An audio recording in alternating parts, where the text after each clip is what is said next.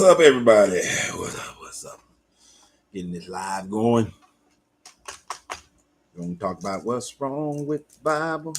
It's our normal Tuesday, our Tuesday of going live with what's wrong with the Bible, continuing our series here. Let me take this earbud out. Get started here in a few minutes. Gonna get started here in a few minutes. Gonna get started in a few minutes. I do want to let everybody know that so my son is graduating Air Force boot camp on Thursday, but tonight heading out to San Antonio.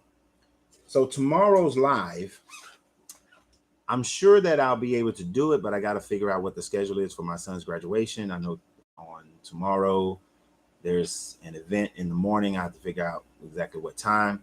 So I'm not 100% sure I'll be able to do tomorrow's live at the exact same time. It might be later on in the day. Tomorrow, like I said, I'll be in San Antonio, but we're still going to keep it Eastern Standard Time for everything. So that's Wednesday. Thursday is his actual graduation. Now, I know Thursday morning, I probably won't be able to do the live Thursday morning because I'll be in San Antonio for my son's Air Force graduation. So I know today we're good. Tomorrow, I don't know what time the live will go. Thursday, if we're able to have a live on Thursday, it's all relative to his graduation and then flying back to Atlanta on Thursday. So Thursday we might do it. If we're not able to do it on Thursday, I know Friday I got to do an interview. So Saturday we might have to do a live Saturday morning, Saturday or Sunday morning to compensate for the live that we're more than likely going to miss on Thursday.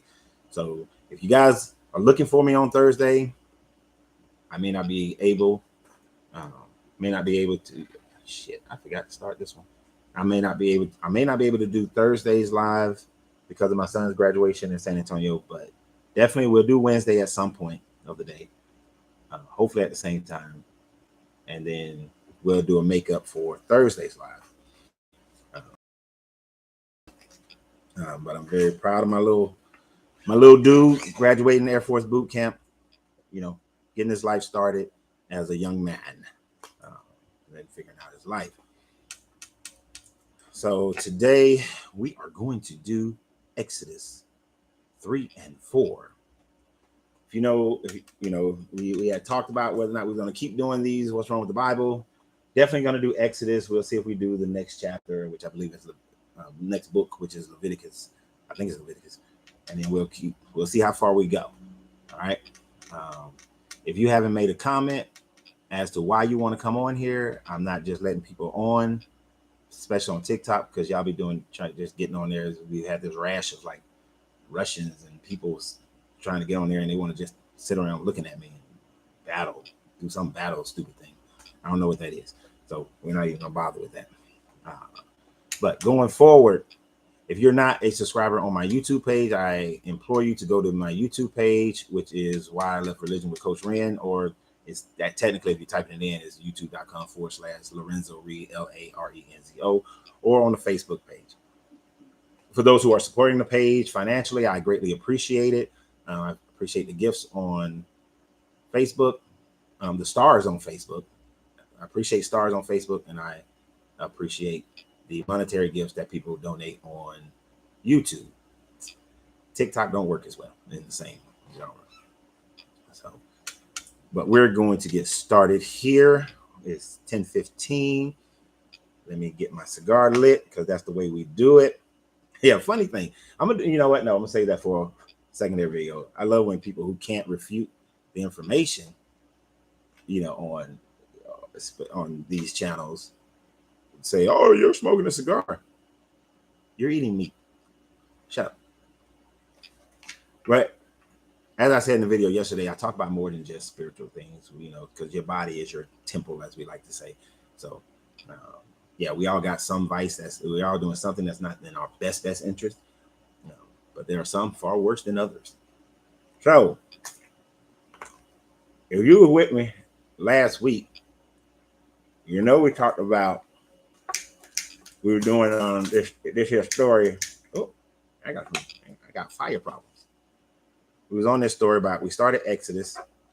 You can go back to my YouTube page and check out the playlist if you have missed the previous one. But on YouTube, the playlist for the Exodus 1 and 2 are there, as well as the entire book of Genesis. It's in a playlist on YouTube. So if you missed those, you can go there. It's harder to find them on the Facebook page because you can't do. Well, I don't know how to do a playlist. I guess I could do an album of videos on that one. Look, if you haven't made a comment, stop trying to join my live. All right, because I don't know what you got to be more specific as to why you're going there. You're going to get a warning from TikTok because you are smoking. You know, do you agree with Exodus 21 and keeping your slaves? And we'll get to that when we get to Exodus 21.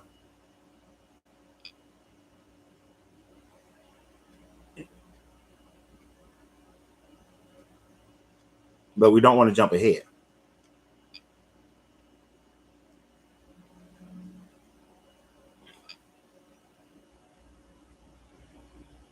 But just on the random, and when I use this thing, it doesn't really see that I'm smoking my cigar on YouTube, TikTok. See how it fades out when I do that? But just a general, I don't agree with any kind of slavery whatsoever, nor any God that have rules for slavery or tell you who you can make slaves and who you can't make slaves.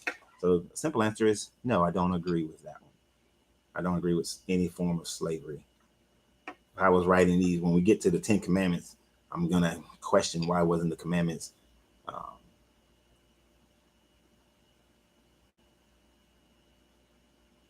they passed a law from Jim Crow in Mississippi. I don't know that, but I'll go research that. Please hit those like buttons on Facebook and TikTok, because that keeps people who are just pissed off from being able to shut it down, shut down the live, because they don't like this council culture, as they call it, that we live in today. But all right, people, let's wake up the people and continue our journey on our own self-awareness.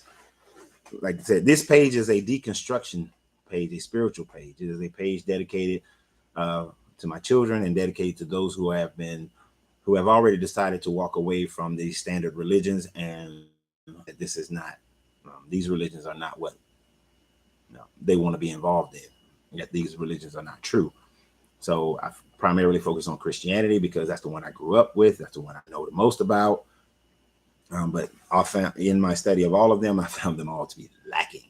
They have some things that are good. And when we do cross something that's good, I'll mention those things that are good. It's not a lot, but we'll take those on. But in this story of Moses, this is one of those top tier BS stories in the book. So if you are here because you are a devout Christian, then stay a devout Christian. How you doing, DD Alchemy? How you doing? Oh, and by the way, like I said, I get to San Antonio tonight around 9 o'clock, 10 o'clock. Definitely going to find a cigar lounge or walk the river walk. I have my girls with me, so my daughters. So we'll definitely probably river walk tonight. I'll be there Wednesday. We have a few things to do in the early part of the day, in the evening. If there's anybody on here who's in San Antonio, hit me up and let's see if we can meet up. You know what I'm saying? If you're a cigar person, you're in San Antonio, let's meet up. If you are of like mind in San Antonio, let's meet up. All right. I'm going to San Antonio because my son is graduating from Air Force boot camp. But, I don't have any plans for going to Tulsa, Gucci. But we do want to get to a point where I'm doing live events in your towns. So let's figure those things out. Let's figure those things out of coming to your towns, doing live events. I mean, I'm not trying to get rich off of these things, but has to be some way of paying for the expenses. Okay. But I would love to do that. As anybody who's known me for a while knows that the thing, I would love to live my life going around lecturing and holding these seminars. Let me put the power plug this power into this TikTok, this phone, so that we don't lose the feed because of the battery. But yeah, that's the long-term plan. I can't wait out of everybody I've seen on the internet. I want to meet you, and the most I would love to live my life. Okay, I understand. I appreciate that. That actually means a lot to me. I've never fashioned myself as to ever be that kind of person. So let's get rolling. Thank you for the congratulations, Dee Dee. So Moses, we went through last week the whole 1 and 2 with Moses, him being born and his whole situation that is very eerily similar to Emperor Sargon's birth, is similar to other births in the ancient world, what we call the ancient world. That whole thing of setting a baby into the river or leaving it at a mountain or something like that, hoping for some kind of divine intervention. We saw that was a popular narrative back in the day. We still have those kinds of narratives today, whereas when people don't want to keep their baby, but they don't want to do an abortion, they will take that baby and drop it off at a fire station or drop it off at a hospital and hope that a great parentage would come and take the baby. So this is not something that's uncommon to human nature. We talked about his upbringing and how he was he was like the token house Hebrew, and that the Hebrews were detested by Egyptians. And then as he grew up, he was very distinctive. They could tell it's a Hebrew and not an Egyptian. So there were distinctive traits between Hebrews and Egyptians. So even when the one version of the Jesus story said that, Jesus hid in Egypt, and people like to say, oh, because, and that's usually the comparison of being a white Jesus compared to a melanated Jesus, he still would have been a difference. There still would have been a notable difference between the two when they got there. So we looked at a lot of those. We looked at some of those things. We looked at him killing the Egyptian and having to flee. And I talked about meeting, the daughters at the well. So if you're looking to meet somebody, go stand by the water cooler, go meet somebody near water. And here's a funny thing. I forgot exactly what she said, but my lady made a comment after I did the video, after we did the live, that some of our first major interaction happened near a water source. And so I thought it was kind of funny that I made that commentary last week, and then we were near a major water source when her and I had our first encounter. So that was funny to me since I made that. What Keel, what's up, man? Good morning. Grand Rising. So yeah, so we're going to continue with the story. So now Moses, and he's gotten married. Now in chapter, we're going to notice something real quick. That's a contradiction within this book. I'm talking about what's wrong with the Bible, Exodus 3 and 4. That's what we do on every Tuesday. We're going through this book, but a contradiction, very real right off the bat. If you remember let me go back, let me find it and read it to you, so that in Exodus 2, when he goes to Midian, he's as they said they answered the Egyptian, and the Egyptian rescued us from the shepherds. He even drew water for us and watered the flocks. And where is he?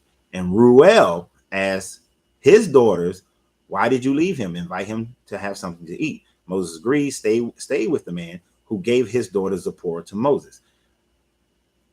Pay attention to the fact that the book says Ruel is Zipporah's father, that Ruel is Moses's father-in-law. Some of you already know where I'm going to go with that when we get to the point. So let's get with Moses. Let's get in Exodus 3. Now Moses was tending the flock of Jethro, his father-in-law, the priest of Midian. Now we just read in 2 Who was Moses's father-in-law? It said Ruel is his father-in-law. So right off the whip, anytime people say that this book is perfect, that there's no errors, right off the bat, we see that Ruel is his father-in-law and not Jethro. But in this version, it says that Jethro is his father-in-law. The Bible doesn't say, I think you're trying to say Ruel, nothing where. Okay. So evidently, you just joined in because chapter 2, Exodus chapter 2, verse 19 and 20 and 21. Where is he? Ruel asked his daughters, why did you leave him? Invite him to have something to eat. Ruel, his daughters. Moses agreed to stay, and they stay with the man who gave his daughter Zipporah to Moses in marriage. It states that Ruel is the father of Zipporah, and that's who he went and stayed with. But as soon as you click over one chapter, first line, first verse, now Moses was tending the flock of Jethro, his father-in-law. So who is Moses' father-in-law? Is it Ruel or is it Jethro? Right? Yeah, we already know this book was flip up some names, so some people would go into, oh, well, no, Ruel and Jethro are the same person.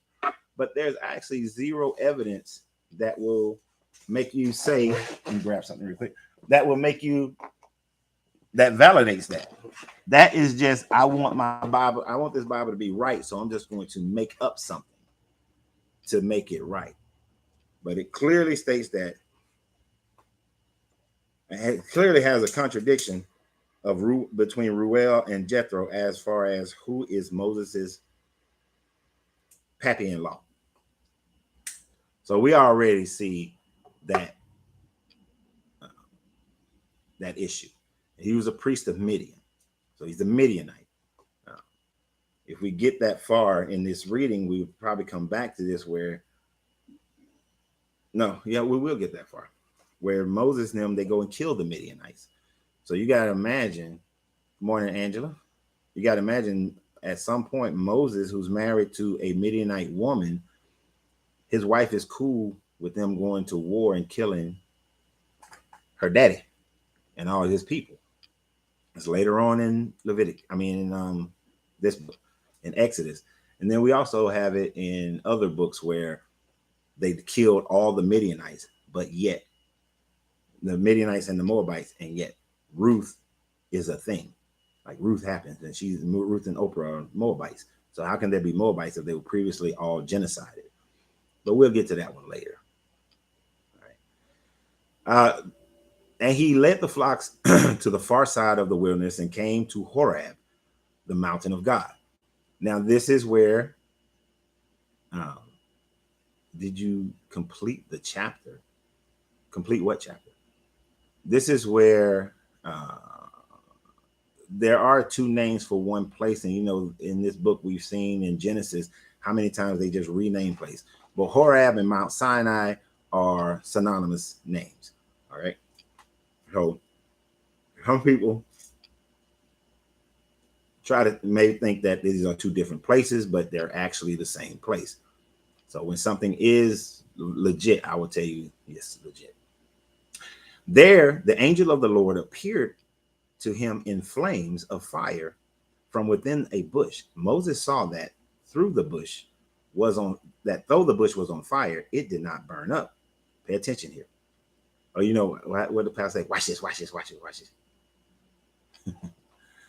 On earth as in heaven means the same place.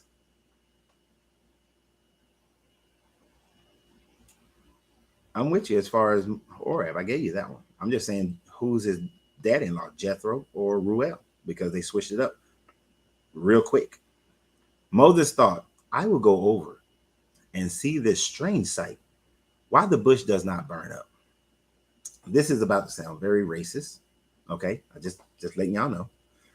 But this is a joke that I make this joke like when Moses sees a bush that's burning but is not being consumed, which violates natural law. In order for there to be a fire, there must be something being consumed. There must be something to burn. But the miracle is going on right now. This is some white people shit. And I mean that in a joke. I don't mean that as a literal. I'm not trying to be disrespectful to anybody, but this is a joke in the black community. In the black community, we see some stuff that look crazy. We get the hell on. Every scary movie, white people go over and, there's a strange noise over there. And they go check it out. Black people like, oh shit, there's a strange noise. Pew! We out. We ain't investigating. So I make this joke when I'm messing with, especially with Hebrew Israelite people, when I'm like, everybody in the Bible is black. I'm like, I don't know. Moses has some tendencies. Moses has some tendencies. It's just a little joke. Got to keep a little humor in here. Hey, Sheila, good morning. What you're doing, take your time. Thank you. I appreciate it. Just because Jethro was a Median doesn't mean he was a part of the people that lived there. That's incorrect, because as we go through this book, this particular book, it shows that Jethro, congregated with the other Midianites, and he's a Midianite priest. In order for you to be a priest, you have to have followers. You have to involve yourself with other people. You are teaching other people about the Midianite gods and traditions and rituals and things of that nature. So he lived amongst the Midianites. Again, that's trying to force a doctrine and force it to be right. But no, he lived amongst the Midianite people. He was a Midianite. He was teaching Midianites. So when they go up against the Midianites and they destroy them, he is destroying his father. So sorry, that doesn't pan out. I don't make excuses for anything. It is exactly what it says it is, and that's why we do it. That's why we go through this. And I don't know what you're talking about. We questions, we stay pretty much in the center of what we're talking about. You can't say, what about Romans 12:14? That's only for man. Express what the heck you're talking about. We're not doing all of that. All right. So, but be expressive. But so the angel of the Lord appeared to him in the flames. You got that, right? And so Moses is going to go over there and like, what's going on? I got to check this out, because there's a bush that's burning. There's a bush that's burning. I got to find out why this bush is burning, which I ain't doing. So when the Lord saw that he had gone over to the bush, God called out to him from within the bush, Moses, Moses. Now, who was in the bush? A verse or so ago, it said the angel of the Lord appeared to him in the flames. So, yeah, you can reasonably say there's an angel that appeared in the flame, and then the angel moved aside and the voice of God came out, or he was looking at the angel and the voice of God. But later on, we're going to see that, okay, he didn't want to look at it. If he didn't want to look at it, if he can look at angels, we've seen them look at angels, meet angels, talk to angels, feed angels, clean the feet off of angels with Abraham long before. But is it an angel in the bush, or is it God in the bush? Is it the angel, but then the voice of God comes out the bush? So like God is a ventriloquist with the angel? What's going on here? But if I was writing this, I wouldn't have written it like that. All right. I would have just said, instead of an angel, the angel of the Lord appeared to him in the flames, that God appeared to him in the flames. But because we're only taught doctrine and we don't really read these books and people don't read it, he said God is in the angel. See, that's God is in everything. Then it could have been the printer appeared to Moses in the bush, and then the voice of God rang out. God is in the printer. God is in everything. But no, this says an angel appeared to him. All right. So when he saw he go there, he called him and said, Moses, Moses. And Moses said, here I am. It's an interesting form of writing that they do when they do that. They say that, like God called out to Jacob, and Jacob replied, here I am.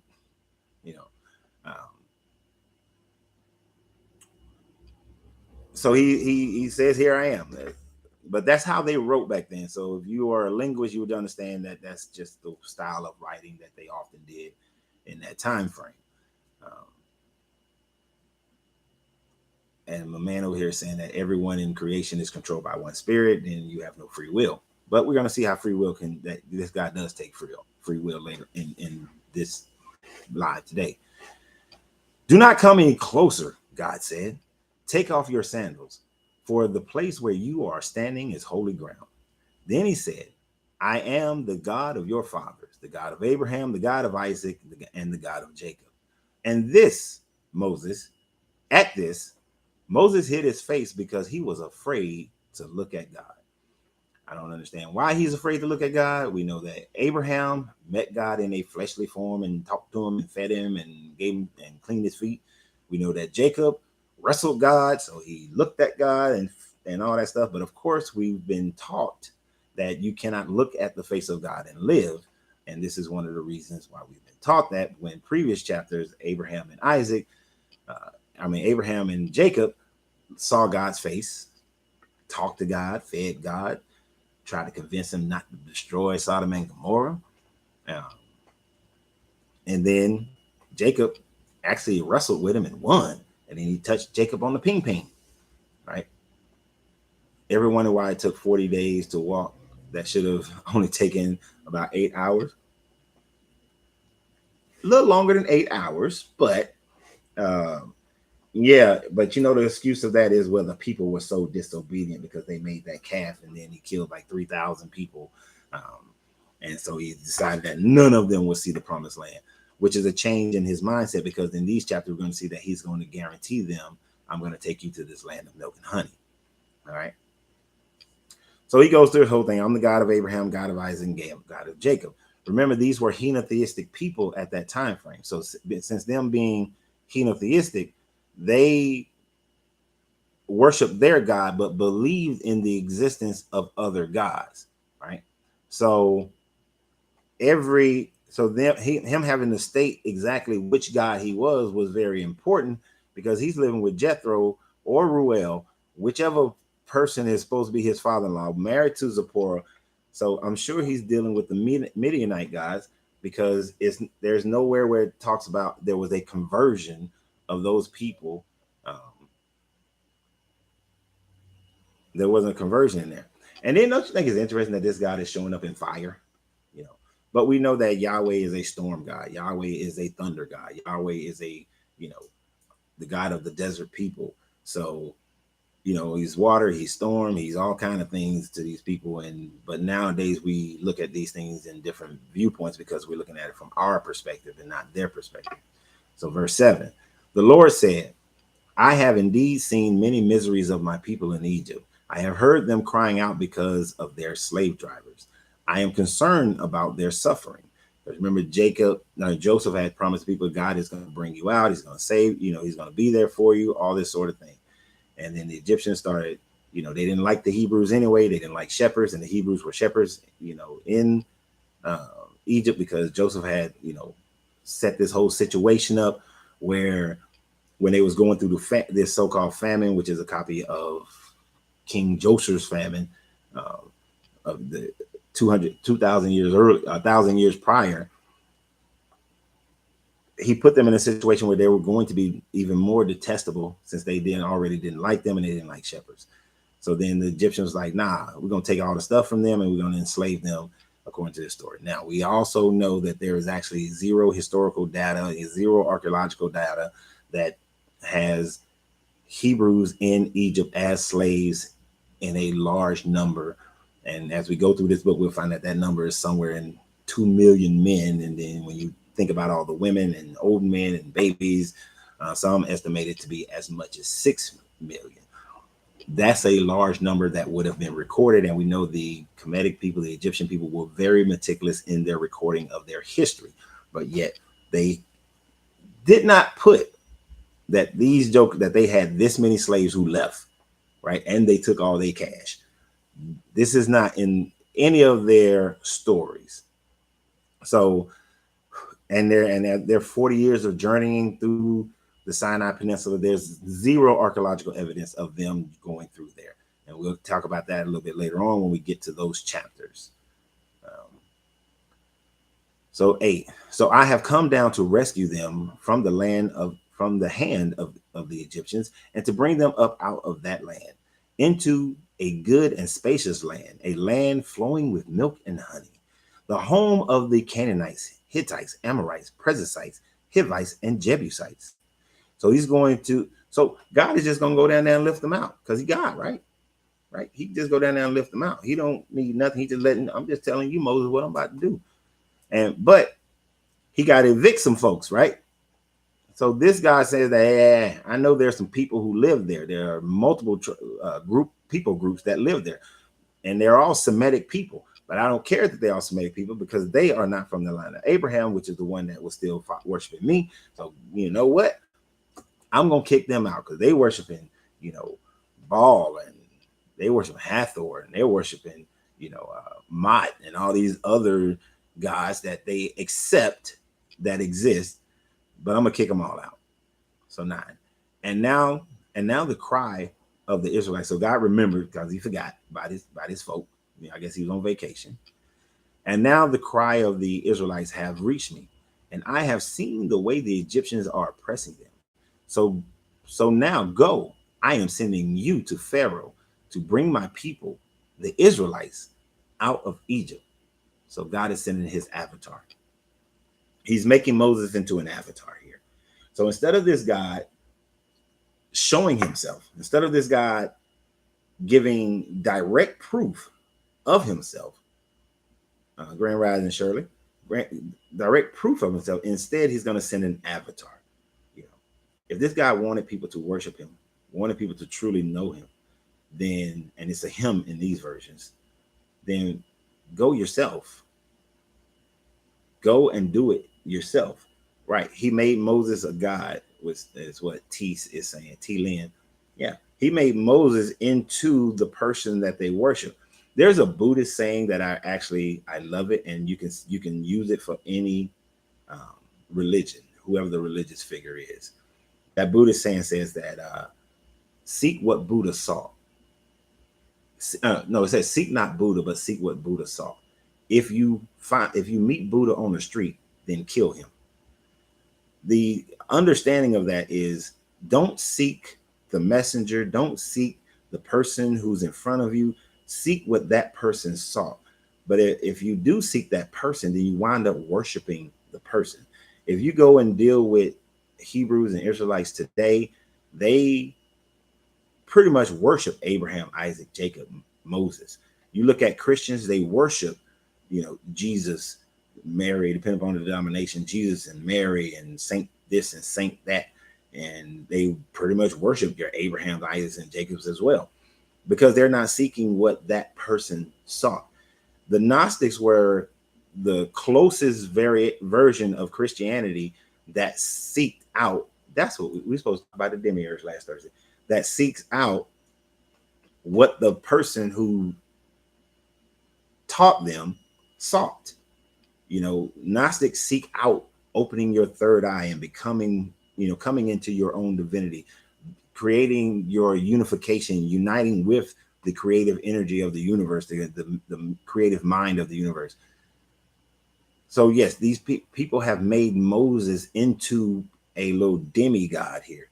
It's like how the Greeks would, they got Zeus, but I'm going to worship Hercules, or I think it's in Greek is Heracles or something like that. But I'm going to worship, the demigod that I can kind of place my hand on, that's more reliable, that's more relatable to me, instead of understanding me, who I am, and then living in my own personal divine light, and not being overly concerned with worshiping a deity that if that deity needs worship, then that cannot be the deity, because it would have no need of anything. So to continue, 11, but Moses said to God, who am I that I should go to Pharaoh and bring the Israelites out of Egypt? Because he's a murderer, and he was the pet. He was the Egyptian's pet. Good afternoon, Ivan. How you doing? All the way from England. It's funny, Ivan. I did a couple of videos where I used a British accent, and then I had people coming like, "What's happened to your accents?" Or people saying, "I didn't know that you were British."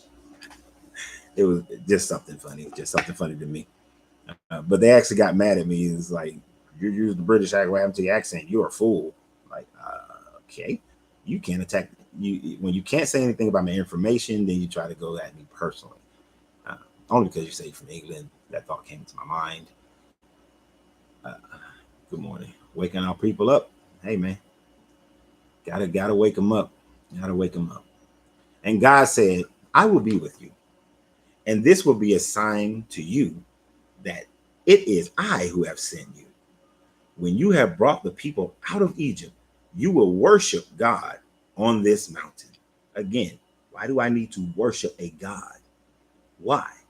There is absolutely no reason. If a God desires um, worship, then that is not a supreme deity, right? Show me who you are. I will give you respect to your power, but to worship you? Nah, I'm good with that. Moses said to God, "Suppose I go to the Israelites and say to them, the God of your fathers have sent me to you. And they will ask me, what is his name? Then what shall I tell them?" God said, God said to Moses, "I am who I am. This is what you are to say to the Israelite. I am has sent me." Now, older versions of your Bible says that I am that I am, not I am who I am. Um, this version actually has a footnote that I did not look at to see what that footnote is saying. And that footnote is just talking about how in Exodus 3:14 it says, "I will be what I will be." But older versions do say, "I am that I am."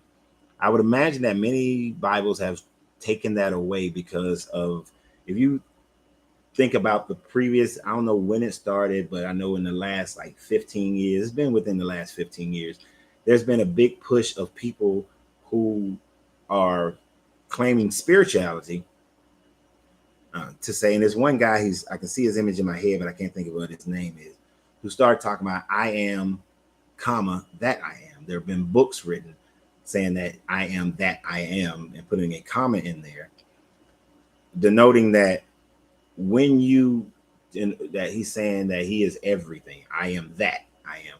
And that when you speak, and I do agree with this to a point, when you speak of who you are, whatever you say that you are is what you are, and that you have to put that into your consciousness.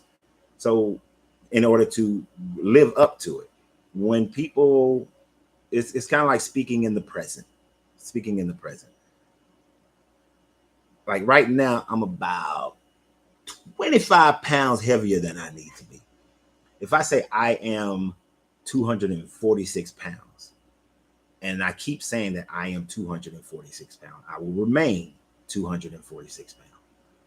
But what they're trying to get you to understand, that if you start saying to yourself that I am 225 pounds, that then your actions will start to move, your energy will vibrate higher to move yourself into the 225. You know, that is what the I am that I am thing came out some years ago. But here we see that some versions of the Bible, and this is an NIV version, have changed it to I am who I am.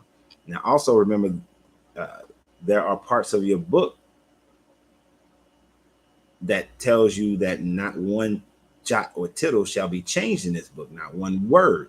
But we can see in our own lifetime how this book has had subtle changes, and each one of those subtle changes changes what it means. That's cool. Guarantee is better than me putting on an American accent. Might be. What's up, Papa Soul? He believed Buddha, but disbelieves what it reads in the Bible. No, see, you misunderstand what I said. I said there is a quote in Buddha that I like. I did not say I am Buddhist, but even if I were, that means absolutely nothing. So a Buddhist doesn't believe in your Bible. It doesn't. Do I believe that Siddhartha did all the things that he said he did? Hell no. Do I believe in that the eightfold way is the way that you get to um, the Buddha head, the Buddha mind? Nah, because some of the things in the eightfold path, I'm like, hell no. See, that's what you don't understand about me. Before you make statements like that, you should ask a question. Do I believe in Buddhism? Would have been the question. I would have told you no, I don't. But there are certain things, just like within this book, there are certain things that I will accept as good wisdom or good philosophy, but that is the extent of it. That is the extent. Do I believe that Moses lived? No. Are there a few things that we're going to go through here that are valid kinds of things that you should take on as wisdom? Sure. The I am that I am is something you should take on as a wisdom. Whatever you state that you are is what you are. If you state that you are poor, your ass will be poor. If you state that you are miserable, depressed, that is what you are. Talk is vital to your personal development. So I will take that when it used to say I am that I am and apply that to life. So if you understand that, then you can understand what I mean when I do reference other religions or even this religion, right? As something that you can take on as something that's good philosophy for you. I do not endorse the belief in any of this as far as this is the God and I'm going to go to heaven or hell based on my worship and all that kind of thing. So, just for your edification, I hope you understand that. All right. God also said to Moses, say to the Israelites, the Lord, and that's all capital, so it means God, the God of your fathers, the God of Abraham, the God of Isaac, and the God of Jacob has sent me. This is my name forever, the name you shall call me for generation to generation. So all of y'all who are calling God Jehovah and Yahweh and, Jehovah Rapha and Jehovah this, that, and the third, you ain't supposed to. You're supposed to become God, calling him by his name. And his name is dun, dun, dun, the Lord, the God of your fathers, the God of Abraham, the God of Isaac, and the God of Jacob. Because he just said, this is my name, and this is what you shall call me for generations to generations. But I guess it's a little long. Who do you worship? I worship the Lord, the God of my fathers, the God of Abraham, the God of Isaac, and the God of Jacob. Instead of Yahweh, Jehovah, Jesus, which don't even get me started on the name Jesus. I did that in a video that I published yesterday, so you can go there and see where I talked about that in more detail. Right, or Emmanuel. I talked about that, how he was told, name him Emmanuel, but then they named him Jesus. Well, Yehoshua, which means Joshua, which then got translated into Isus, which I can understand. The Greeks said the Zeus that saves, it was relatable to them. And then Ius in the authorized King James. And then when the J came out, Jesus, right? So the Lord God is his name. No, that's not a name. That's a kind of more of a title or a way of identifying a supreme being. Because if that was the case, then Enlil, Enki, all of them call themselves that same name. 16, go assemble the elders of Israel and say to them, the Lord, the God of your fathers, the God of Abraham, the God of Isaac, and the God of Jacob, appeared to me and said, I have watched over you and have seen what has been done to you in Egypt. So he's going to talk to the elders, and I have promised to bring you out of your misery in Egypt, into the land of the Canaanites, Hittites, Amorites, Perizzites, Hivites, and Jebusites, a land flowing with milk and honey. I hope he was taking notes, because there's a lot of stuff for him to remember that he got to do. The elders of Israel will listen to you. Then you and the elders will go to the king of Egypt and say to him, the Lord, the God of the Hebrews, has met with us. Let us, now I thought he was supposed to say the Lord, the God of Isaac, Abraham, Jacob, all them jokers. But the Lord of the Hebrews, I'm going to shorten it up a little bit, has met with us. Let us take a 3-day journey into the wilderness to offer sacrifice to the Lord our God. So this plan hinges on a little trickery and a lie. Hey, Pharaoh, back in the day, Joseph needed to bury his daddy. He said, let me just take a journey and go and bury daddy. I'll be back. So it's the same trope again. Hey, Pharaoh, let me take all these Israelites, which is supposed to be about 6 million of them, somewhere between 2 and 6 million. And let's just go. We just need a 3-day journey with 2 to 6 million people to just go and worship. We'll be back. The authors are not original. It's kind of like how we watch movies today. I was talking this morning, and we was talking about how, you got all these movies that are the same. Because somebody had cough, and we was like, coronavirus, and it's like movies how they show you what's coming. You had Contagion, you had Outbreak, you had all these pandemic styled movies, and they all come out at the same time because these writers are not original. Like, come up with your own storyline. Why you have to tell them go? This is your God telling the Hebrew people to go and lie. All right, this is supposed to be a good, honest, truthful, God with integrity, but he's telling them, hey, I only got so much power. So go lie to Pharaoh. Go tell him, hey, we're just gonna take a 3-day trip. This is a long weekend. We'll be back. Don't worry about it. We'll be back. But I know the king of Egypt will not let you go unless a mighty hand compels him. We're going to see why in a few minutes. He knows that Pharaoh is not going to let them go. We're going to see why, which is a very good argument when I talk to people about a certain subject. And we can get there. I'll tell you about it in just a minute. Unless a mighty hand compels him. So I will stretch out my hand and strike the Egyptians with all the wonders that I will perform among them. After that, he'll let you go. It's a bit of foreshadowing, but I've always questioned this when I was, in my coming up in Christianity and whatnot.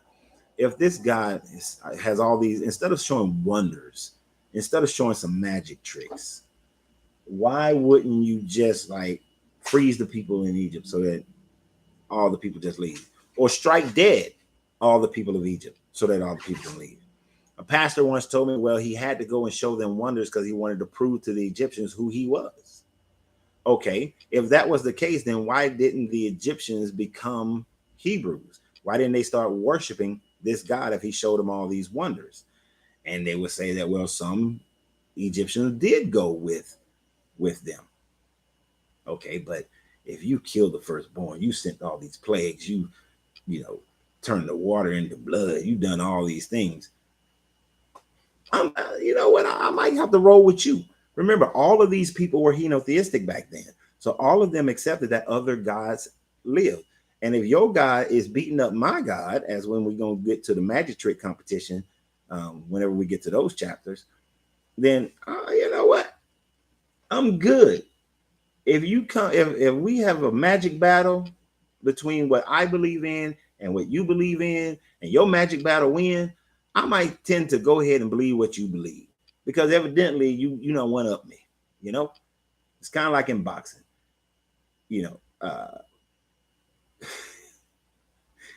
Once Tyson got beat by Buster Douglas, well, damn, Tyson is not invincible no more. So he's not the guy. He's not the guy anymore. Buster Douglas is the guy. Then Holyfield whooped his ass. So Buster Douglas ain't the guy no more. And everybody jumped on the Holyfield train. And so on and so forth. When greatness get that ass whooped, you go with the guy who whooped that booty. You don't sit up there and stick with your guy. But that's not what happens. So he's going to show all these wonders, but instead of showing these wonders, just strike them down. Just strike down them. They ain't even got to move. They can just stay there. Or if you actually go and look at the historicity of all of this whole storyline, at the time frame that this is all supposedly happening in around 1440 BCE, 1440 BCE, at that time frame, Egypt not only controlled Egypt, but they also controlled the entire Levant. It's talking about this land of milk and honey with the Canaanites and the Jebusites and the Perizzites and all them. They were vassal states under Egyptian control at that time. So when he says, I'm going to take my people and we're going to go to this other place flowing with milk and honey, you're really taking them out of mainland Egypt and into more Egypt. It's kind of like before the end of 2024, I'm going to move to Puerto Rico, right? we're moving to Puerto Rico. And it's like we're doing some big exodus from America, but we are moving to a U.S. territory. So we are moving from America to just a little lesser America, a little vassal state of America is all we're doing. We're still under American law. We still have to, do if you commit a crime, you can be extradited back to wherever, whatever state that you committed the crime in. You're not leaving America. You're just going to paradise. That's going to be my new comparison to this kind of stuff. It's like leaving America and going to the Virgin Islands, the U.S. Virgin Islands, or going to Puerto Rico. You're just going to a better climate, sunny beaches place, but you're still under American control. So although they're supposed to be letting our people go, you're just letting our people go into more Egypt. So you're going from main Egypt to territorial Egypt. So we ain't going nowhere. We ain't getting off and under Egyptian and Pharaoh control, because you're still just going to be a vassal state of Egypt. And one other thing, and I'll talk about this multiple times in the next chapters as we go, the overlap between Ramses and Moses, it's either 4 years or 8 years. I can't remember off the top of my head, but it's either 4 years or 8 years. Now, these two dudes were supposedly been brothers, right? When you hear the doctrine of this story told, but there's an impossibility for them to have been brothers and known each other in that light, because it's already shown in this story in the first 2 chapters that Moses was just, as a little token kid in the Egyptian royalty, but didn't have royal privileges. If Ramses had killed an Egyptian, he wouldn't have went to jail. He ain't going to jail. He wouldn't have been afraid. He's like, I'm the prince. I do what I want to do. Prince of Egypt, Moses is not. Never was. So don't let the little Disney movies fool you, although I do like that movie, especially when they sing that song in Jethro's tent with Alhamdulillah. I do like that song. Alhamdulillah, Alhamdulillah.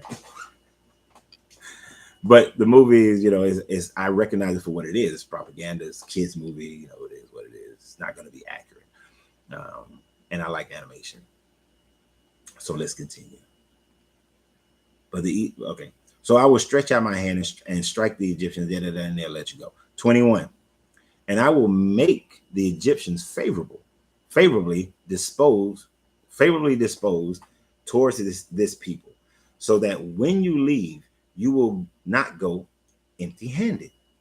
Every woman is to ask her neighbor and any woman living in her house for articles of silver and gold, and for clothing, which you will put on your sons and daughters, and so will you plunder the Egyptians.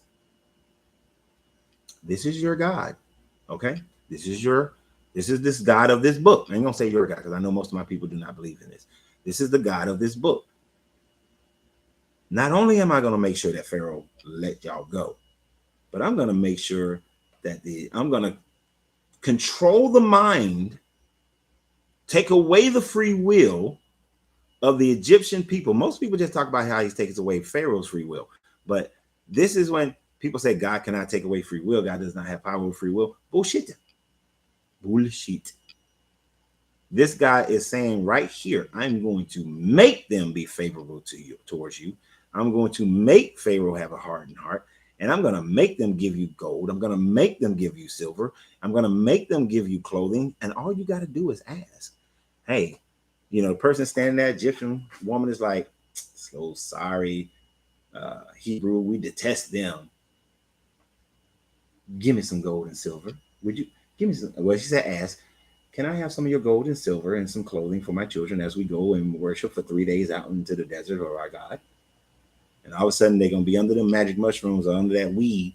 And they're going to be like, oh, you know what? Cool. Go ahead, take some, because I got a magic spell on me right now. I got its magic spell. So, because I don't have the free will, even though I don't like you, I don't have the free will. So I'm going to give you my stuff. You didn't earn it. I'm just going to give it to you. This is this God taking away the entirety of Egypt's free will, right?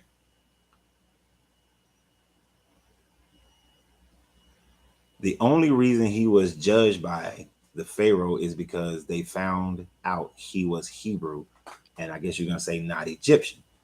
If that's what your assertion is, Egyptian, because if he was a real Egyptian, it would not have mattered. This is where I say that people don't read the book, who worship the book. If you read the book, it tells you that they knew right off the bat when Pharaoh's daughter pulled little dude out the water in chapter 1. She said, "This is a Hebrew baby." They recognized right off the bat he is not Egyptian. They knew he wasn't Egyptian. He grew up. They knew he wasn't Egyptian, right? Because there were some aspects of him were identifiable to the Egyptians that he was Hebrew. All right. Even though they found him as a baby, even though he's growing up with them, they knew he wasn't. He was a little token. Right. So that doesn't actually work. What's your name? Um, Diana, I believe. It's a little, it's maybe all light in the inscription there. But they knew, read chapter 1 and 2 again, especially chapter 1. They knew he was Hebrew. All of them. Not she knew, but not her father. There's actually zero evidence of that. They all knew. Even the people, the other Hebrew people, knew that he was Hebrew. When he went there and was like, "Why do one Hebrew strike another? Why are you striking your people like that?" And they was like, "Oh, like you killed the Egyptian? We know you. We know you, token Hebrew. You house Hebrew." They knew that right off the bat, man. I mean, really, just if you take blinders off and just say, "I'm just going to read this, and wherever it lands is where it lands," then you will clearly be able to see that. But if you go into it already having a landing point saying that, nope, they didn't know, they didn't know, they didn't know, you can read it demonstrating that they knew, and yet you will still not come to that conclusion. But they knew. They knew he was not one of them. They knew he was plucked out. Plus, she plucked him out of the water. The girl was never pregnant, but then she shows up with this. She shows up, she has this baby, and she said, "Hey, look, go get the nursemaid." He goes and lives with the Hebrew people. See, we have this doctrine in our mind that Moses was running around the castle, the royal house, whatever it was, of the Egyptian kings and princesses and prince and all these people and priests, but he wasn't. He first went and spent his formative years being suckled by his mother, being raised by his mother, and then when he came of age, he was returned to the Egyptian royalty, to the woman as her son. They knew that woman never got pregnant. They knew she was taking a Hebrew baby. So they knew there's too much context around it that demonstrates that they knew that this man was Hebrew. Okay.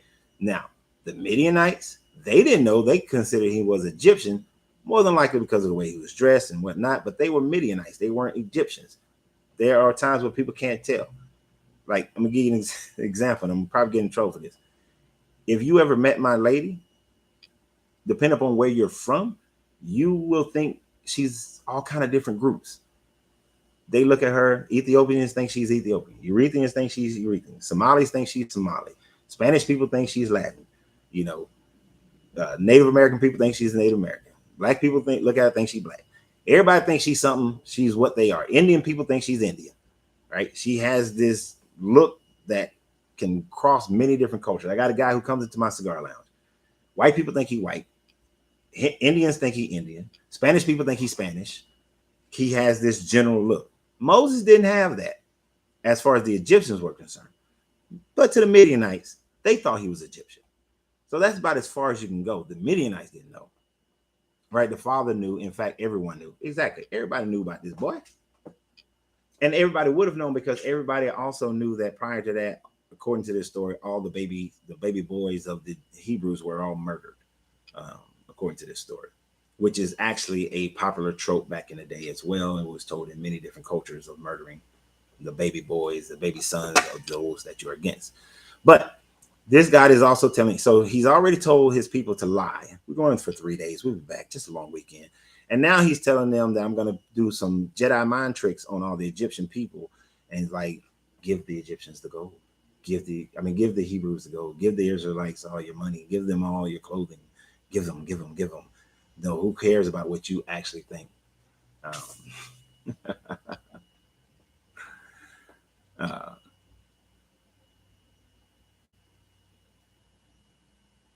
because they all looked alike. That's why. They all looked alike. They wouldn't have been able to tell that they were um, the difference between a Hebrew baby and a Egyptian baby. They could have just thought it was an Egyptian baby if they all looked alike. They didn't. They didn't all look alike. But the Midianites would look more like them because they're more closer to the Levant. But no. And you got to remember, a lot of these people, they mixed with each other, but they were also very isolated. This is not like how we live today, where people just travel all over the place and we meet up with everybody. But even today, you can tell the difference between somebody who's Senegalese and somebody who's Ethiopian and somebody who's Nigerian. Just in most of them, most people have genetic traits that are similar to the people group that they grew up in, because they are intermarrying and having their interconceptualizing with each other. So they will all have similar looks. The Hebrew slaves, if they ever were Hebrew slaves in Egypt, they would have been only with each other. So there would have been a distinction between the Egyptians, who Egyptians despised Hebrews and despised shepherds. So they would have all been, they wouldn't have been cross-pollinating with each other. So there would be distinctions within their looks, which is why Pharaoh's daughter automatically knew that this was a Hebrew baby. Okay. There's no way around that. That's what your book says. So as we move to the next chapter, because that is chapter 3 is a pretty short chapter. So in chapter 4, we continue with this story.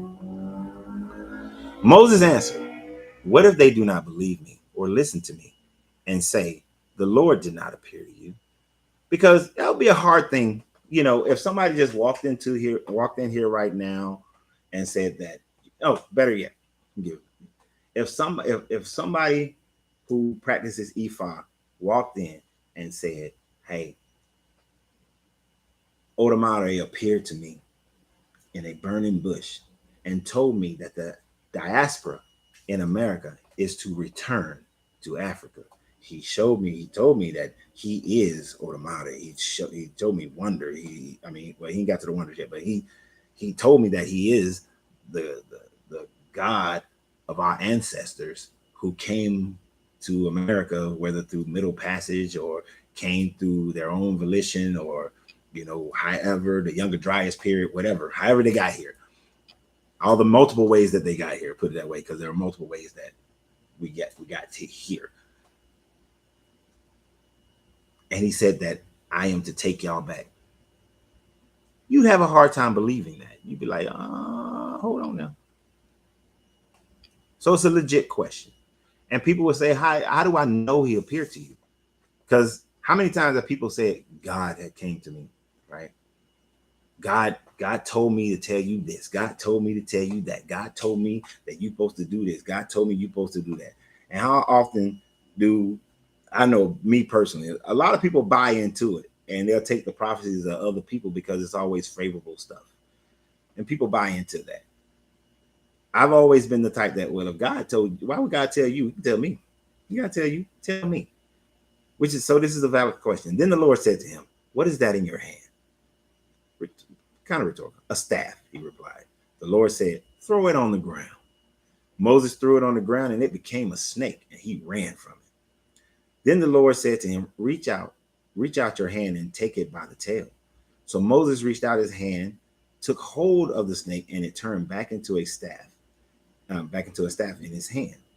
So he's just showing Moses this wonder, this magic, right? We're going to talk about that in a minute. He's showing him the magic trick. Then the Lord said to him, Sorry, my brother keep calling me because we're going to San Antonio today, so stop calling me. Then the Lord said to him, "Reach out your hand."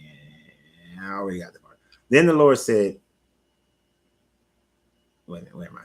"This," said the Lord, is so that they may believe that the Lord, the God of their fathers, the God of Abraham, the God of Isaac, and the God of Jacob, has appeared to you. Then the Lord said, put your hand inside your cloak. So Moses put his hand into his cloak, and when he took it out, the skin was leprous. And you saw it had all these white patches on it. It had become, as white as snow. Now put it back in your cloak, he said. So Moses put his hand back into his cloak, and when he took it out, it was restored like the rest of his flesh. So it was restored back to the same way the rest of his flesh was restored. So God is showing he's doing some magic. He's doing some spells here, some witchcraft, right? I mean, because if somebody who didn't believe what you believe, you would say that what they're doing is witchcraft. So since I don't believe in what this stuff is, then this is witchcraft. It keeps freezing. I don't know why it keeps freezing. I know I got good internet connection, but every now and then it'll do something crazy. When we're done with this one, I'm gonna see if there's any updates for this phone, and maybe that's the problem. But it should have been automatically updating over and over again. Right? So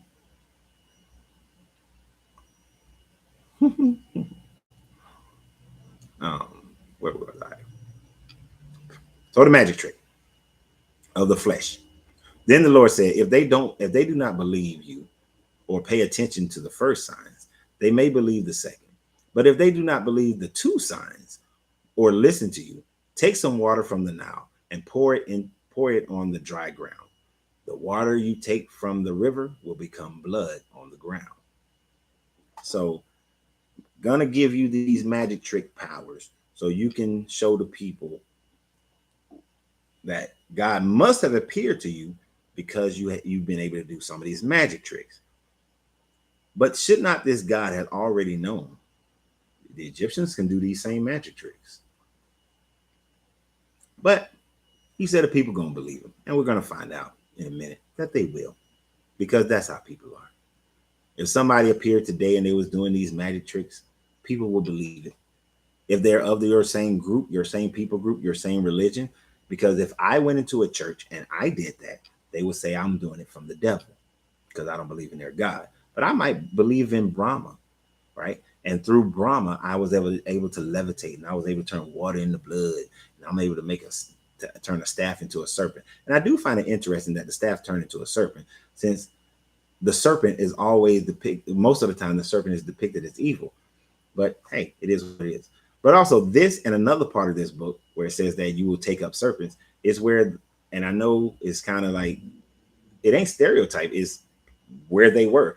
You had all these people up in the mountains of Virginia and West Virginia and all them places, and they, the snake handlers, and they're like, oh, you get bit, you're not going to die because of this, so sometimes the serpent is good, sometimes the serpent is bad.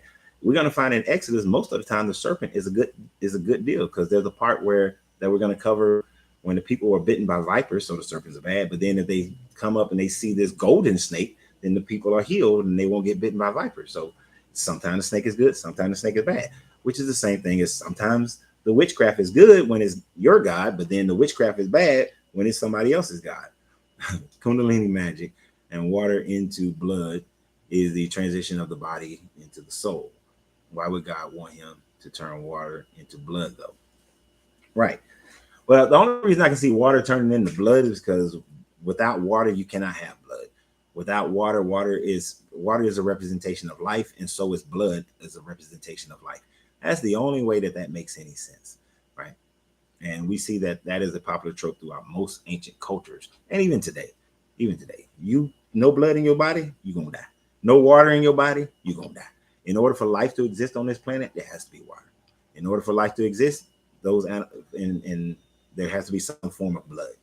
So blood and water are life-giving, right? But that's the only reason I can see why he won't do that. But the main thing is the magic trick to prove that he is who he is. Instead of just coming down and say, hey, how y'all doing? I'm God.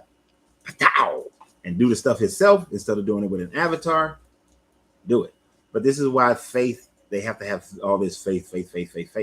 is because this guy can't just show up and say, hey, look, I am who I am, as he said earlier. Come down on your spaceship and say, I am who I am, dude. And everything is settled, everything is done. Right? But no, we got to go through all this magic trick, this witchcraft. So Moses said to the Lord, pardon your servant, Lord. I have never been eloquent, neither in the past nor since you have spoken to your servant. I am slow of speech and tongue. Many scholars you say that this part is indicating that Moses had a stutter, right? Just something to throw out there. Moses was stuttering, or he had some type of speech impediment, or he just didn't feel confident. I think it's more or less Moses is making excuses because in Moses' mind, I can't go back there because if I go back, I committed murder, and I'm not Egyptian. I'm a Hebrew who killed an Egyptian officer at that. So I don't want to go. I don't want to go. Why are you trying to extradite me back to the place where I know I'm probably going to go to jail? You know what I'm saying? He said you read this chapter, but you was very lost because of the witchcraft. Exactly. It the only way you can justify this in your mind is if you come to the point, well, that's not the only way, but one way of justifying it, if you are Christian or Jew or Muslim, is to say that God's witchcraft is good, everybody of witchcraft is evil, you know.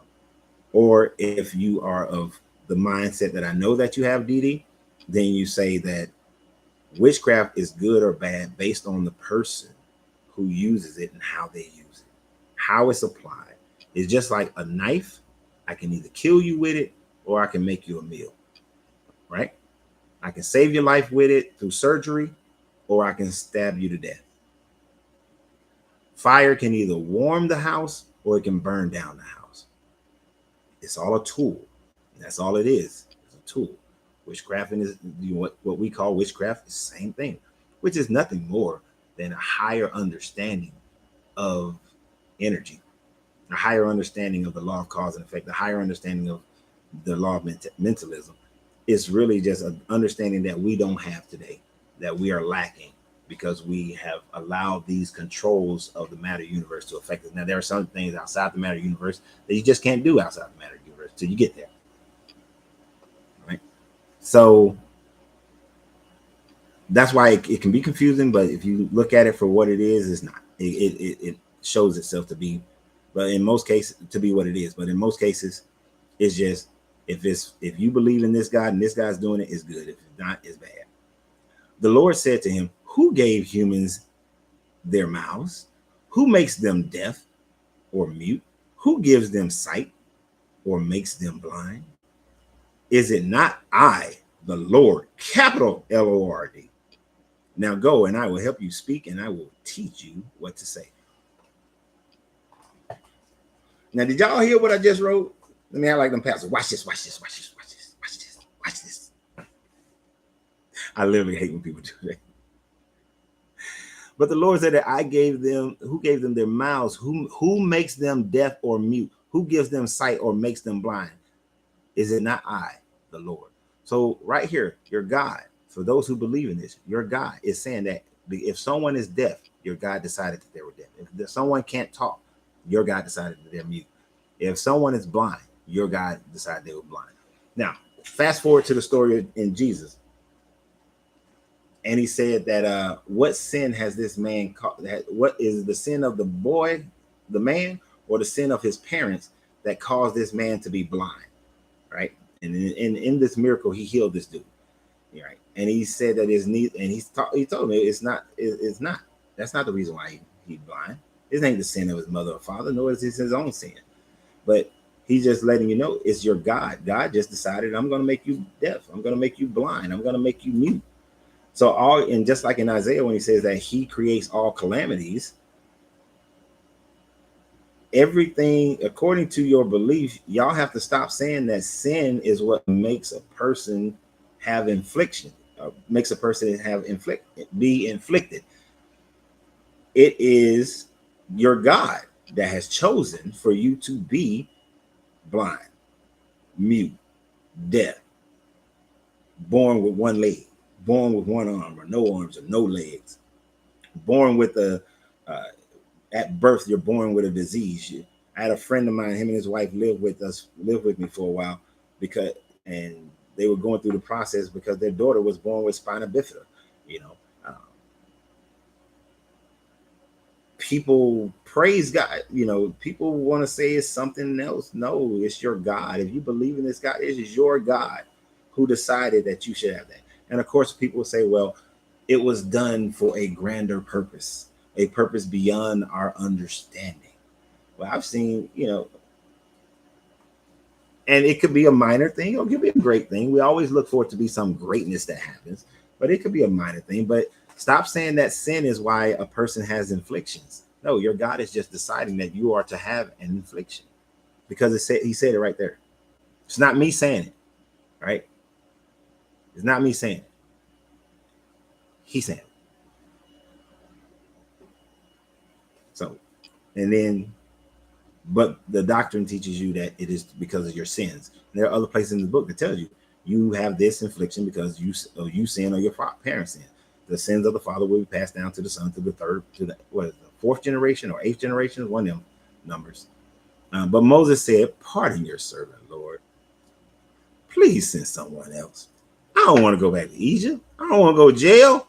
I killed that Egyptian. Don't you remember that? Did you see that?" Then the Lord's anger burned against Moses and he said, so we got God now being controlled by emotions. What about your brother, Aaron, the Levite? So, damn it, Moses, you little punk. Fine then. What about your brother? It's a very emotional God. You know, this God is supposed to be the all-knowing, ever-present, good, gracious God, but yet he's controlled by an emotion. Moses don't want to do it. All right, fine. What about your brother? I know he can speak well. He is already on his way to meet you, and he will be glad to see you. They never tell you why he's on his way to meet him, though. Like, where did this come from? This is like a statement out of nowhere. You shall speak to him. Well, I guess they say, well, God, put it in him, and he just woke up one morning. I need to go on a journey to meet my brother. Now, I've never been spoken of in this book until now. I had no existence in this book until now. I guess I wasn't relevant. But now I want to go meet my brother, to whom I knew him for a little while. But that's it. You shall speak to him and put words in his mouth. I will help both of you speak and will teach you what to do. Okay. You're God. You've already said that you're going to take away the free will of the Egyptians. The Egyptian people, and you're going to plunder them. Right. So why couldn't you just straighten up Moses' speech pattern? If it is a stutter or a lisp or whatever the speech impediment that Moses had, correct it. You know what I'm saying? Alakazula, hippity boppity boo. Just hit him up. Correct it. You ain't got to get nobody else. Why you got to get another person? And then you got to convince that other person, right? Grand Rising. Just fix Moses' speech impediment. That's all you got to do. Nah, I got to add more drama to the story. I got to add more drama. So let me send your wayward brother that you don't really know over here, and I'm going to teach both of y'all what to say. But take this staff in your hands so you can perform the signs with it. And he's going to perform these signs because he's got to make sure the people believe instead of God just showing up. Then Moses went back to Jethro, his father-in-law, and said to him, let me return to my own people in Egypt to see if any of them are still alive. All right, your guy just told you they're still alive, but I guess he got to convince Jethro. But, he said he wasn't good with talking. But, Jethro, who, again, is his father-in-law or is it Ruel, his father-in-law? Just throwing it out there again. Jethro said, go, and I wish you well. All right, man. Peace out, bro. I said, yes, my bishop said in Sunday service that my tarot cards were evil and I needed deliverance. I use my tools for healing and empowering, just like he uses the Bible in his needs. Yeah, it's same thing. Same thing. All based on what you're using it for. Right. Facebook, are you still freezing? Let me know if you're not freezing. whoever said Aaron was wayward, dude, I was just making a statement. He wasn't wayward. There's absolutely nothing that says that he was wayward. The point is, they never mention anything about Aaron. Aaron just pops up right now. Aaron just woke up and said, "I want to go see my brother who murdered the Egyptian. Let me just go and go and find him." Aaron is supposed to be a slave, but he got the freedom to go and find his brother. So, if you want to be a sticker, Aaron, there's nothing that says that Aaron was wayward. So serious. See, this is when you can't really attack the primary meat, so you got to go after the little sides. Now the Lord has said to Moses in Midian, "Go back to Egypt, for all those who wanted to kill you are dead." So when he was like, so he let him know, I know. Now, why couldn't he have said that earlier? Moses given all these objections, but really the objection was, I'm worried that the people who wanted to kill me are still alive. So that would mean that Pharaoh dead, you know, his stepdaddy or his adoptive granddaddy, and all the other officers and judges and all these people are dead. So Moses took his wife and sons, put them on a donkey, and started back to Egypt. And he took the staff of God in his hand. Right?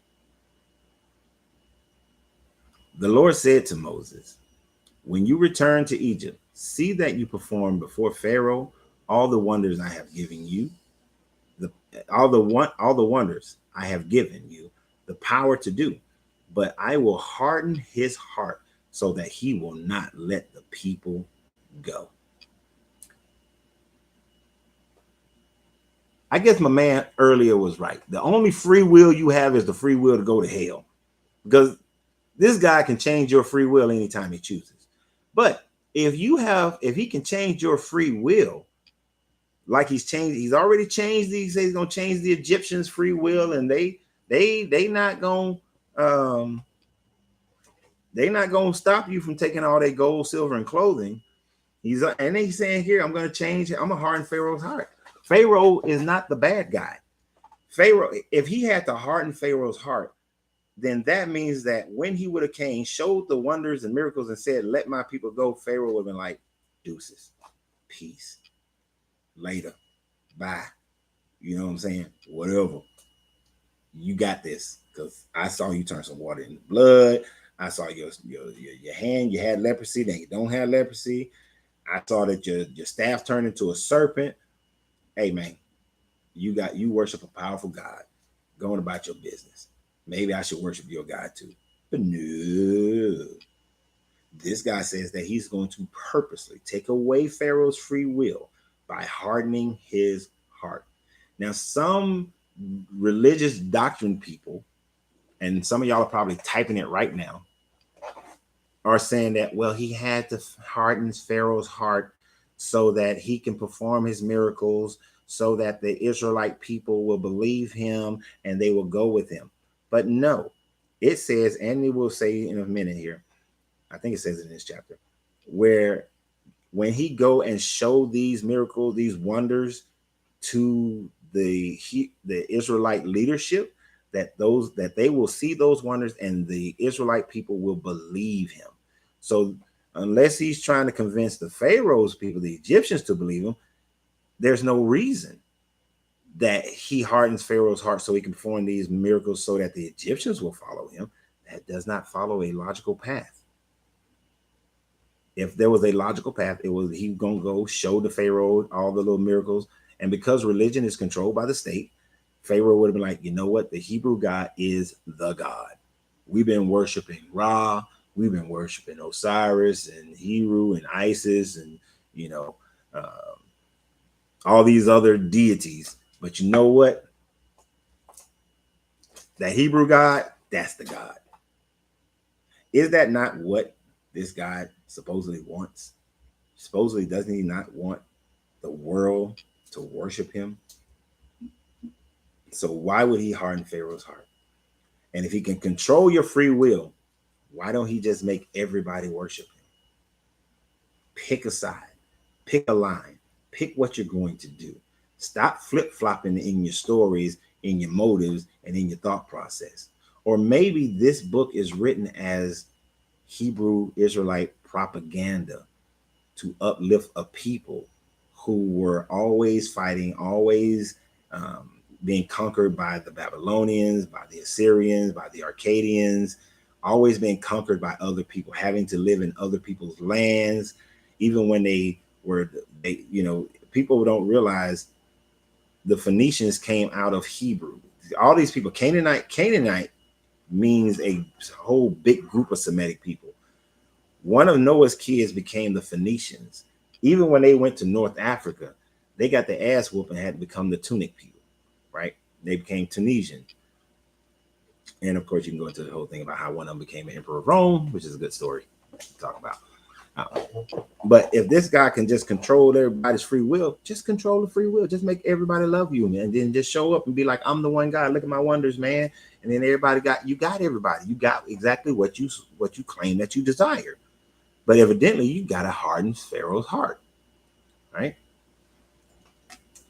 He let people think that they were weak people because they wouldn't see him coming. He let the people think that they were a weak people because I don't know why I'm not understanding your meaning. For a weak people. What, trying to make the Hebrew people seem like they were a weak people so they wouldn't see him coming? There's no reason for that. I don't know if that's what you mean. So I'm going to leave that alone because I'm not exactly sure what you mean. Right, exactly. This is a guy that loves to kill people. Exactly. This guy gets a hard on for killing people. Whatever he is, alien, figmentation of your imagination, gets a hard on for that. Loves it. So he's going to harden Pharaoh's heart. Then say to Pharaoh, this is what the Lord says. Israel is my firstborn son. And I told you, let my son go so he may worship me. But you refuse to let him go.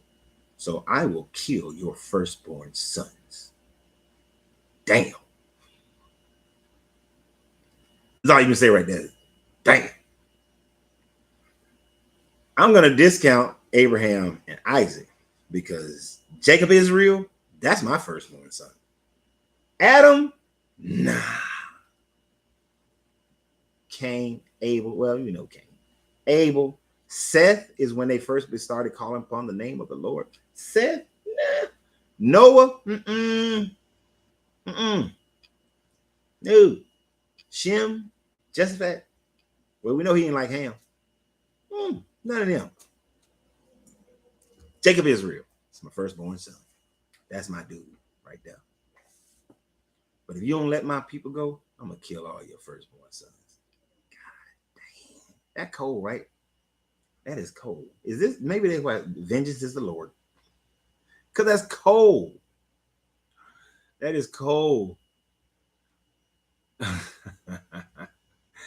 He knew the Egyptian people would keep trying to put them in slavery because they felt like, I don't know what you, I guess you ran out of text. Yeah, I wish TikTok allowed you to type more, at one shot.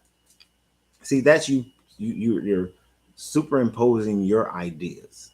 You're because they own them. You're superimposing your thought process, your ideas, instead of looking at what it says.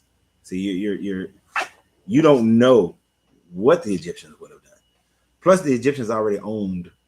All they did was leave Egypt to go to more Egypt. But you don't know that. You don't know the Egyptians would have continued to try to put them in slavery.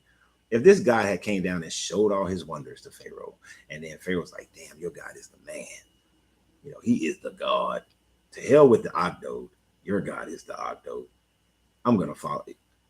That would have been what a good God would have done, is to show that, hey, man, this slavery thing, this ain't cool. I'm going to show you that I'm the God. Now let the slaves go. And then they wouldn't have been trying to go get them enslaved. See, I can superimpose my ideas just like you just superimpose your idea. They wouldn't have done that. They wouldn't have let them go. They would have been believing in this God, the God of Abraham, Isaac, and Jacob. They would have believed in that God. And since they would have believed in that God, then they would not have put the Israelites back into slavery because they would have become the Israelites. Remember when Jacob Israel's daughter Dana was raped? And then they told those people, hey, you want to marry our daughter? You want to marry our sister? Cut your penises. And then you can marry our daughter. And your people will become my people. They did that all the time. But they went and they massacred all those people. But remember when Ruth said that, told, what's her name? What's that lady name? Whatever her name is right now, I can't think of it. Hey, your people will become my people. Your God will become my God. She was a Moabite woman, but she was like, nah, I'm gonna be down with you. The Egyptians could have done the same thing. You don't know that they would have kept trying to put them in slavery. That's just what you want to say in order to make it work. That this God is saying, I'm gonna kill your firstborn son, right?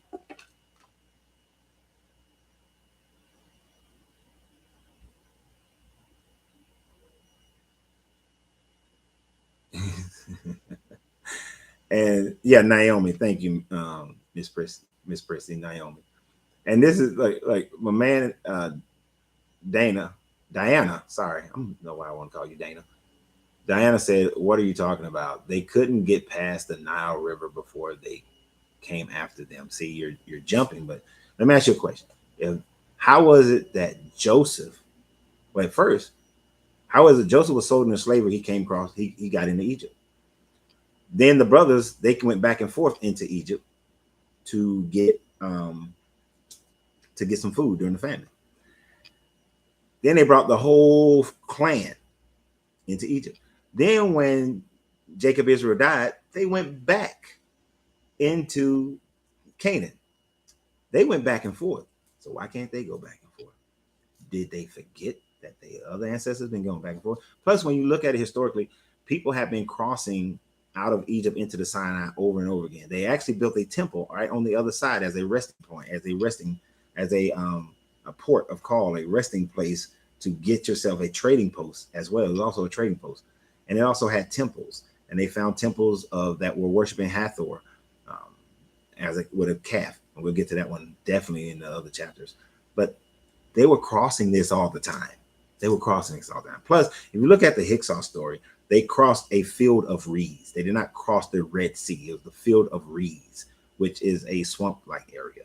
Yeah, so, well, it's a river delta, not so much a swamp, but it's a river delta.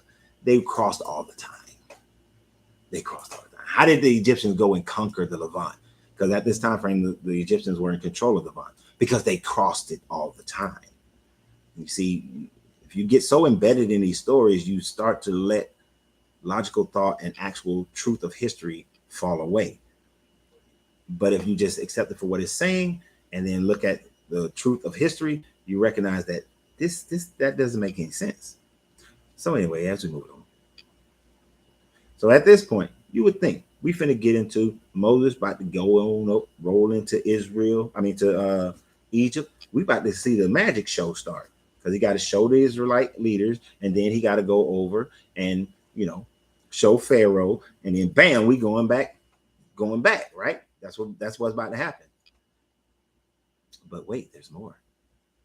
At a lodging place on the way, the Lord met Moses and was about to kill him. That's a big turn of events. Wouldn't you say that's a big turn of events? Hey, I'm in the angel came in the burning bush. What up, Moses? But then God was like, what's up, Moses? Come on over here, man. But take your shoes off. I'm God. I know you got a speech impediment. I know you got all these things. I'm gonna show you some wonders. I'm gonna show you some magic tricks. But I want you to go and get my people out of Egypt because they've been wailing and crying, and I forgot about them for a while. But now we got to get them out of there. So go and let's go do this. I'm gonna get your brother Aaron to participate with you. I don't know why somebody's knocking on my door because I'm not open yet. Hold on for a second, y'all.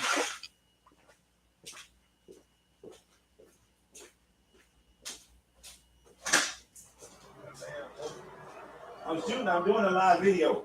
Oh, my bad. That's why I hung up on you when you called me. Yeah, lock the door back, please. Sorry about that. My brother decided that he was going to come over here. And he's going to sit his ass down and leave me alone. Anyway. Shit, you made me forget where I was at. That's good. They can laugh about it. Whatever. I'm gonna tell y'all something. So like I told y'all before, we're going to San Antonio. Look at over there. I don't need that. We're going to San Antonio today to see my son graduate from Air Force boot camp. My brother, I sent him the information saying that the flight don't leave till 7:20 p.m. This joker calls me at 5 something in the morning. 5 something in the morning. He's calling me. Damn right. I had my ringer off because he thought we were leaving at 7:20 this morning. So him and my mom was at the airport. All right, back to the story. That was funny. I laughed my ass off at him when I got off the phone this morning. So anyway, where were we? So oh yeah, so big turning point. Him and Moses, they cool, right? He been telling Moses like, dude, you gonna go to Egypt? You got these magic tricks and everything, and we, you gonna get the people. You gonna get the people. We leaving. You good?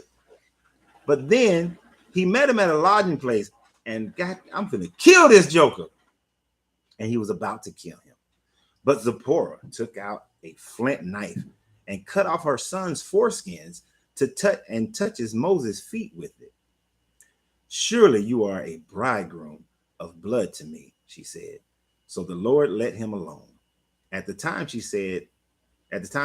is in with little columns. I don't know why I can't remember what these are called in the literature.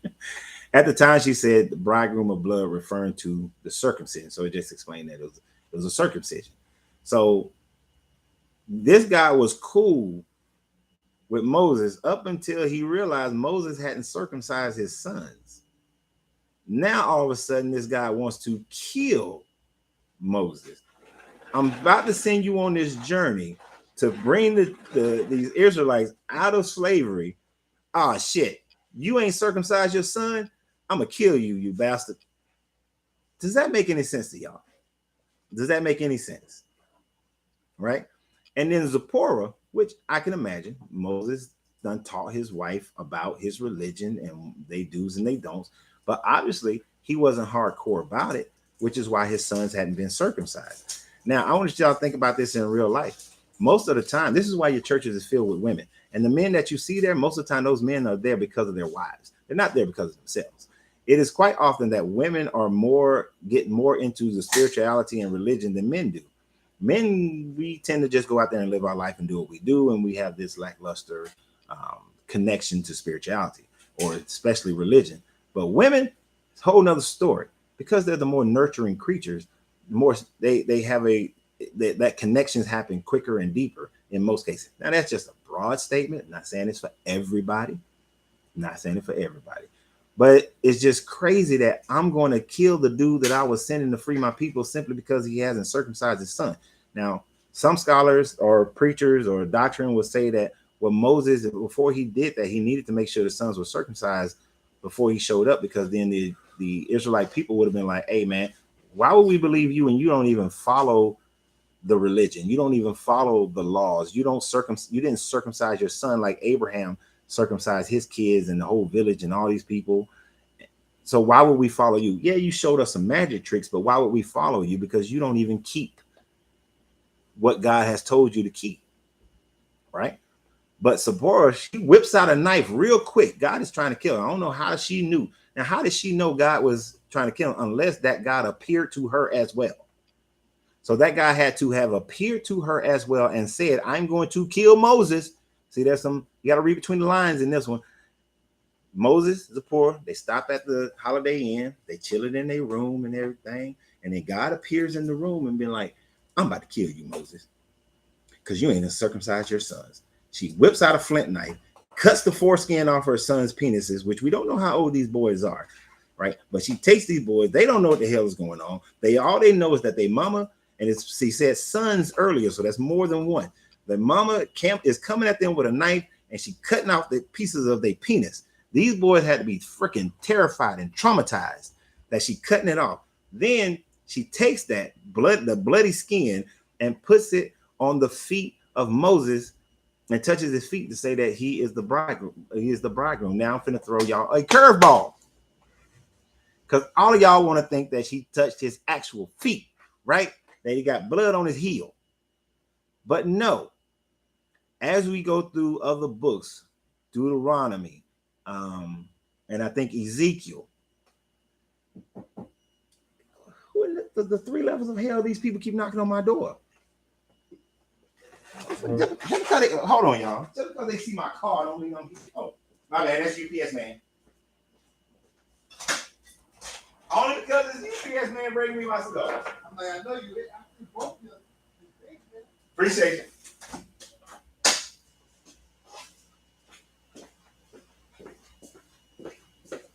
I don't know what's going on, y'all.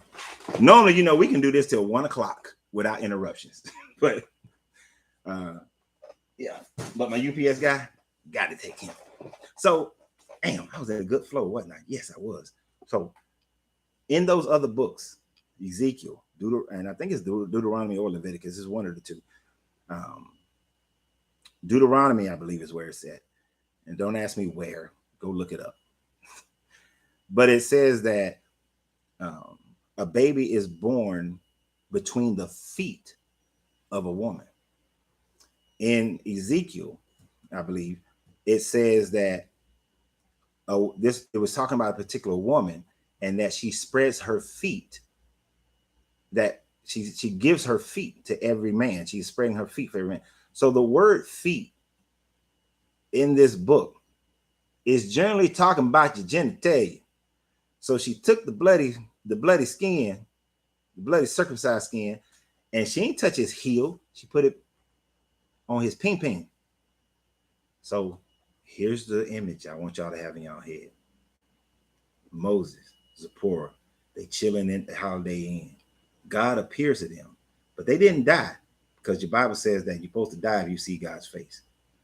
God said, I'm going to kill you, Moses. You didn't circumcise your sons like you're supposed to, because I'm the God of Abraham, Isaac, and Jacob. Zipporah whips out her knife. Shling. She goes to her sons, who are sitting there like, God damn, because they had to have been right there. God appeared. Wow. These kids are amazed. Mama pulled out a knife. Go over. Swap. Cut the foreskin off their penis. Not surgically, not like, oh, let me prep you and all this kind of stuff. Let me give you some liquor so that you'll be numb. Let me put some alcohol on it. None of that. Then run over, taste the bloody skin, put it on Moses' ping, and says, he's the bridegroom. And he's like, all right, y'all cool. Most of the time, when y'all hear this in church, all they will tell you is that Zipporah saved Moses' life because God was going to kill him.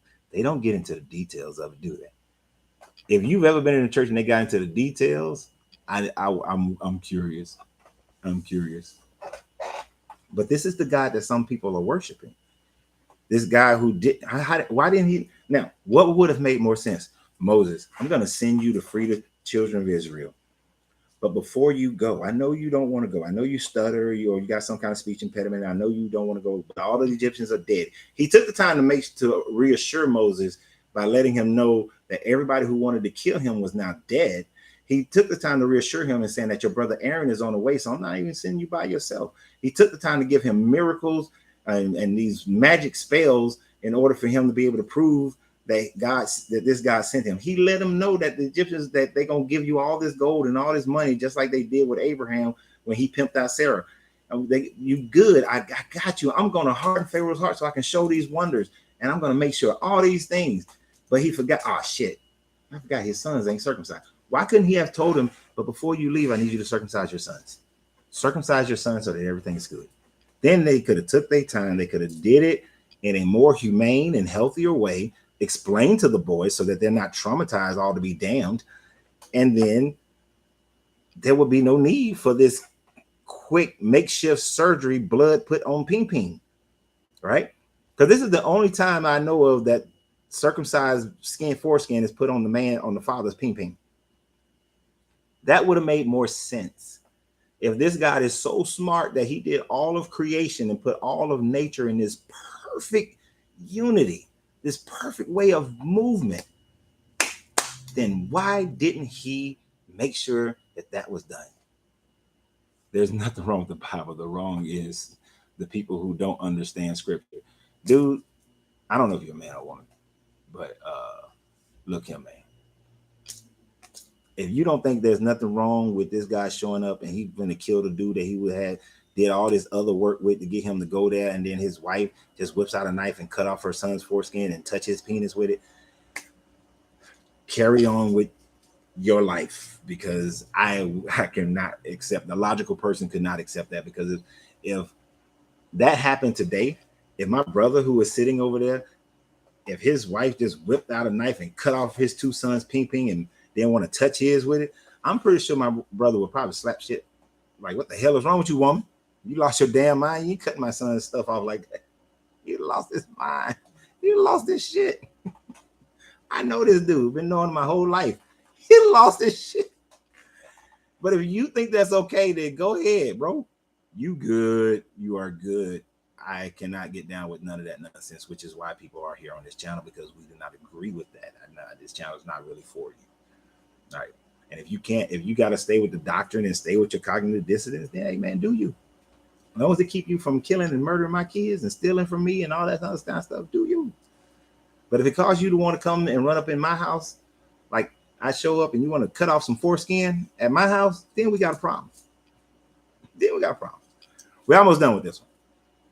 And the Lord said to Aaron, go into the wilderness to meet Moses. I thought Aaron was already on his way. He said earlier Aaron was already on his way. Why are you telling Aaron now? So he met Moses at the mountain of God and kissed him. Hold on. I thought Moses had already left and he had staying at a lodging. And the mountain was Horeb, which is also known as Sinai. They had already left. Moses already left. So did Moses go back? Damn, God tried to kill me. Shit. I know, Sephora, you saved my life, but let's go back to the mountain. Did he go back? So he met Moses at the mountain and kissed him. Damn. They getting it up. Nah, I know it's just a probably brotherly kiss on the cheek or something like that. I was gonna make a joke about that. Only I was gonna make that joke because my brother is sitting over there, you know. So I'm gonna go. So after I finish this video, I'm going to kiss my brother on the cheek. Probably get punched if I did it. I'm like, Aaron and Moses kissed on the cheek. Then Moses told Aaron everything the Lord had sent him to say, and also about all the signs he had commanded him to perform.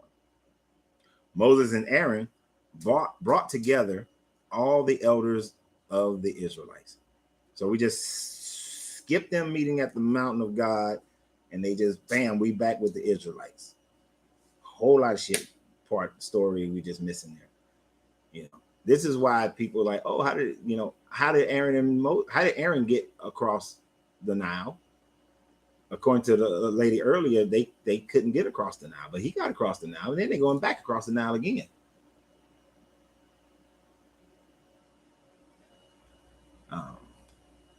So they got with the elders, and Aaron told them everything the Lord had said to Moses.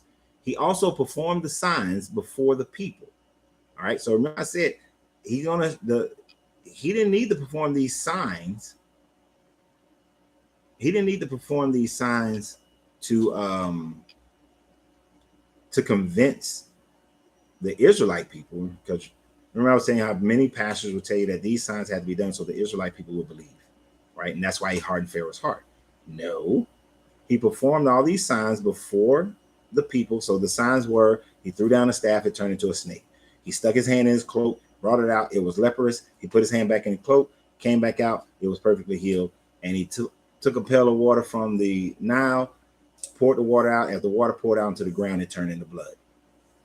So he showed this to the elders of Israel, of the Israelites. And they believed. This is what verse 31. And they believed. And when they heard that the Lord was concerned about them and had seen their misery, they bowed down and worshiped. Who they bow down to? It's kind of vague.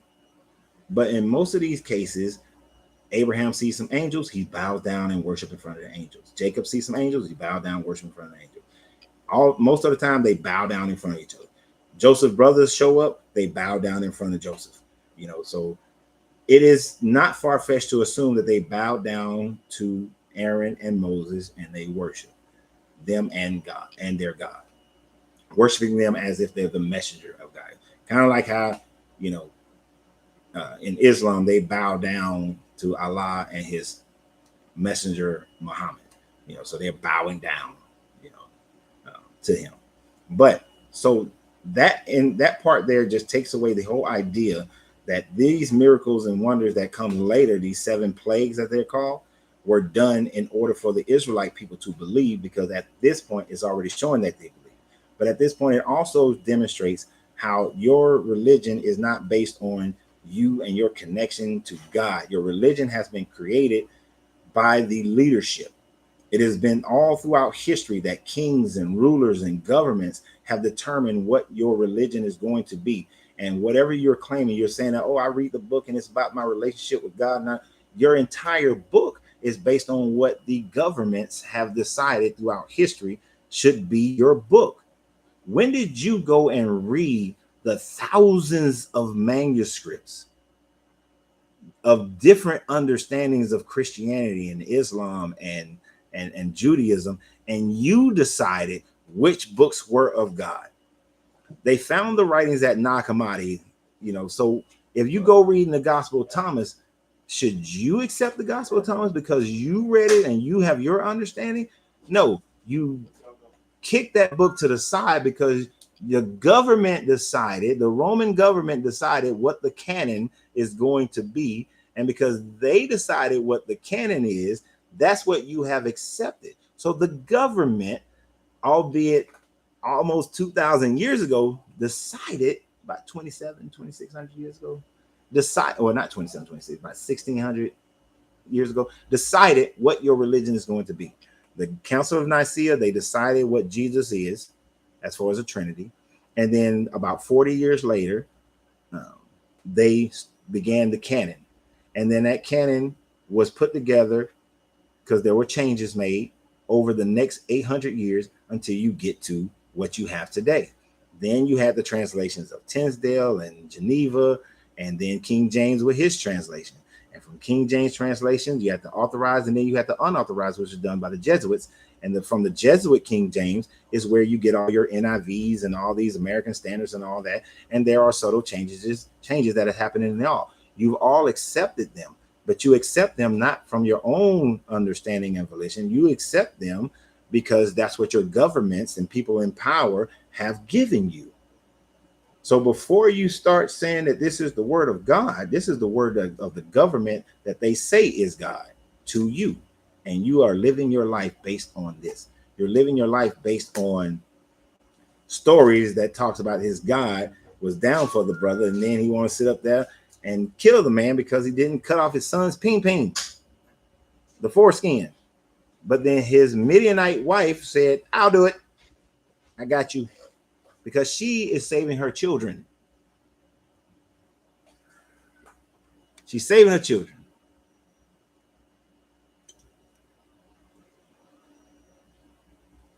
Whew. So that there is the conclusion of Exodus 3 and 4. And this is what people accept. This is what people have based their life on. This is what people will defend left and right to the ends of their days. And the only reason you do it is because you've been indoctrinated into a life of fear. Oh, I got to believe this, or otherwise I'm going to go to hell. You actually have zero proof of hell. Billions of people have lived and died and have never even heard of this book, read this book, knew these people. And you automatically put them in hell. When the real answer is you don't know. No, you don't know. Nobody knows. No one knows. Exactly, my dude. The Exodus never happened. It didn't. There's zero proof of the Exodus. The only place the Exodus story is ever even told is in this book, right? But you have zero proof of any of these things, but yet you are willing to dedicate your life on it because you were born into a family or you went through some traumatic, and then because of your surroundings, this religion seemed like it was right. And then, but in most cases, you were born into it. And then once you reached a certain age, you started attributing every miracle, which is just an unexplained causation, every miracle to this deity. You prayed for something, but then you went out and did the work. And once you did the work, you gave all the credit to this deity, right? Like my brother is to me, he's in a good position of life right now. You know why he's in that good position of life? Because he worked his ass off. He wasn't spending money like a dumbass in most cases. He did things that he know he needed to do to lift his finances. And by doing so, he about 90 years old right now. He's not, but I just like to say he old. But he's put himself through decades of dedication. He has put himself in a good position of life to enjoy his life. He does not, in my opinion, he can do whatever he wants to do, but in my opinion, he does not need to say, I'm only in this position because God made it. No, I've watched my brother work his ass off for decades to get to where he's at right now. I watched him go from shit. I think when he first got out of the army, motherfucker was damn near minimum wage, and and worked his ass off to get to where he's at. Because, like I was telling these guys, we was having this discussion in the lounge the other day about, why why we're not where we should be as a black race, and that's because most people don't have the fortitude to put in that effort for decades to get to a certain point. We don't have the vision to get there. They can't see past next year. But people will give all that credit and take away everything that they've done. But then you can have a Muslim who does the same thing. You can have a Hindu who does the same thing, a Buddhist who does the same thing. And they all give credit to their different deities or ways of life, instead of just looking inside themselves and seeing that they were the ones who did it. And I know some people are going to say, well, it is the God in them that caused them to do that. I don't know what my brother actually believes, but I know he's not some Bible thumping, going to church person.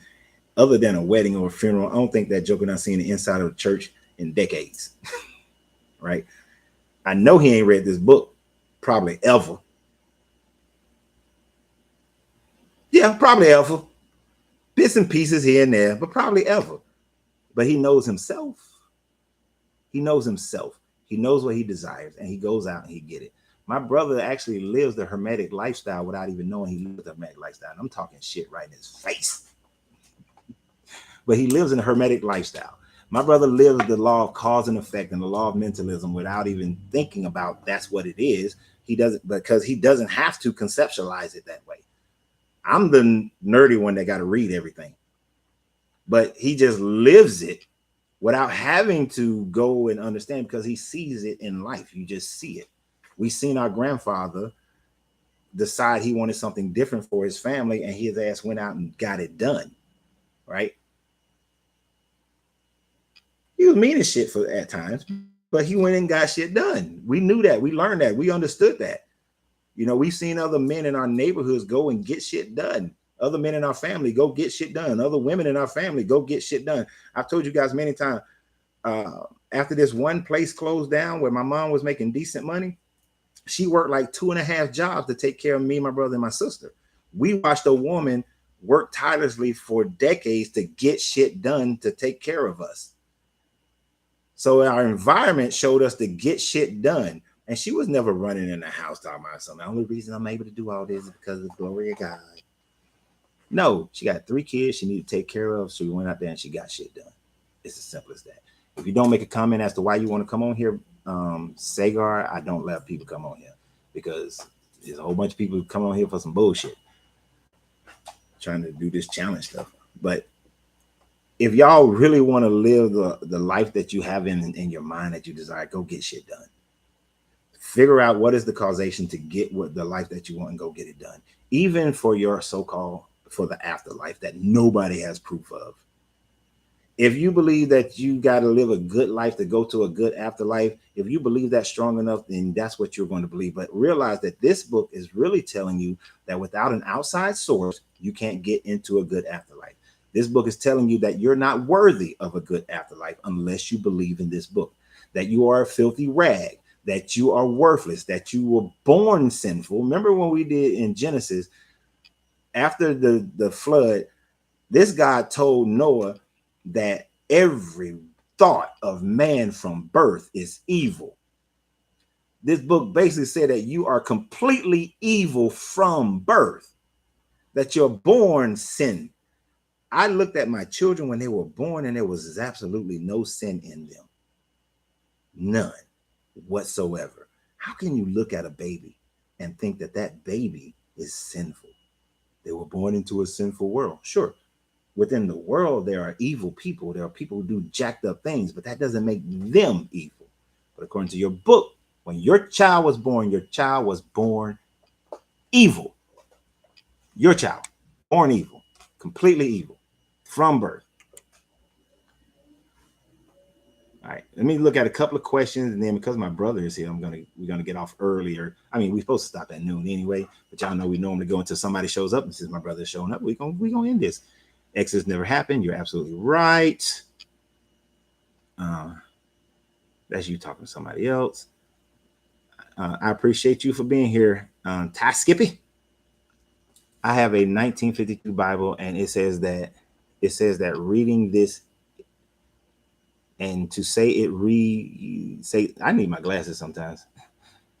I have a 1952 Bible, and to say that reading this is different wording. Yeah. So 1952, I would love to see your 1952 Bible because there were many different changes in it. It was Enlil talking to Moses. Exactly. Yes. A Brit. It is when you really look at this story, Abraham was a Sumerian in the city of Ur, and Abraham still worshipped Enlil. The city of Ur actually was worshiping Baal and Asherah. But then Enlil was El, and Enlil separated Abraham, and because he still worshiped Enlil. So because he separated them, he separated from them. So this whole lineage is people who have worshipped Enlil the entire time, and that is who this God is. That is why they're henotheistic. This is why they believe in other gods. This is why this is the God of Abraham, Isaac, and Jacob, because he's saying, I am Enlil from the Sumerian pantheon, right? That's the key. Completely trusting yourself is almost impossible. Work, to be honest, with self is hard. And you're right, Lynn, it is very hard. The wording is very different. Sorry, I hit my limit. And a clear understanding of the stories. Yeah. But yeah, it is all inside work. And it's hard to do. It's not easy. Like when I owned a gym, I used to always tell my clients the solution is easy. It's the freaking work that's hard. In most people's lives right now, you want to become wealthy, stop spending more money than you make, and set aside certain amounts for you to invest. Easy solution, hard to do. I was going over some calculations yesterday. My son is 21 years old. If he were to take $200 a month, or 400, it comes out to $400 a month. $400 a month at this age when he doesn't have any bills and things of that nature, and just do $400. Doesn't matter how much he makes later on, but $400 a month.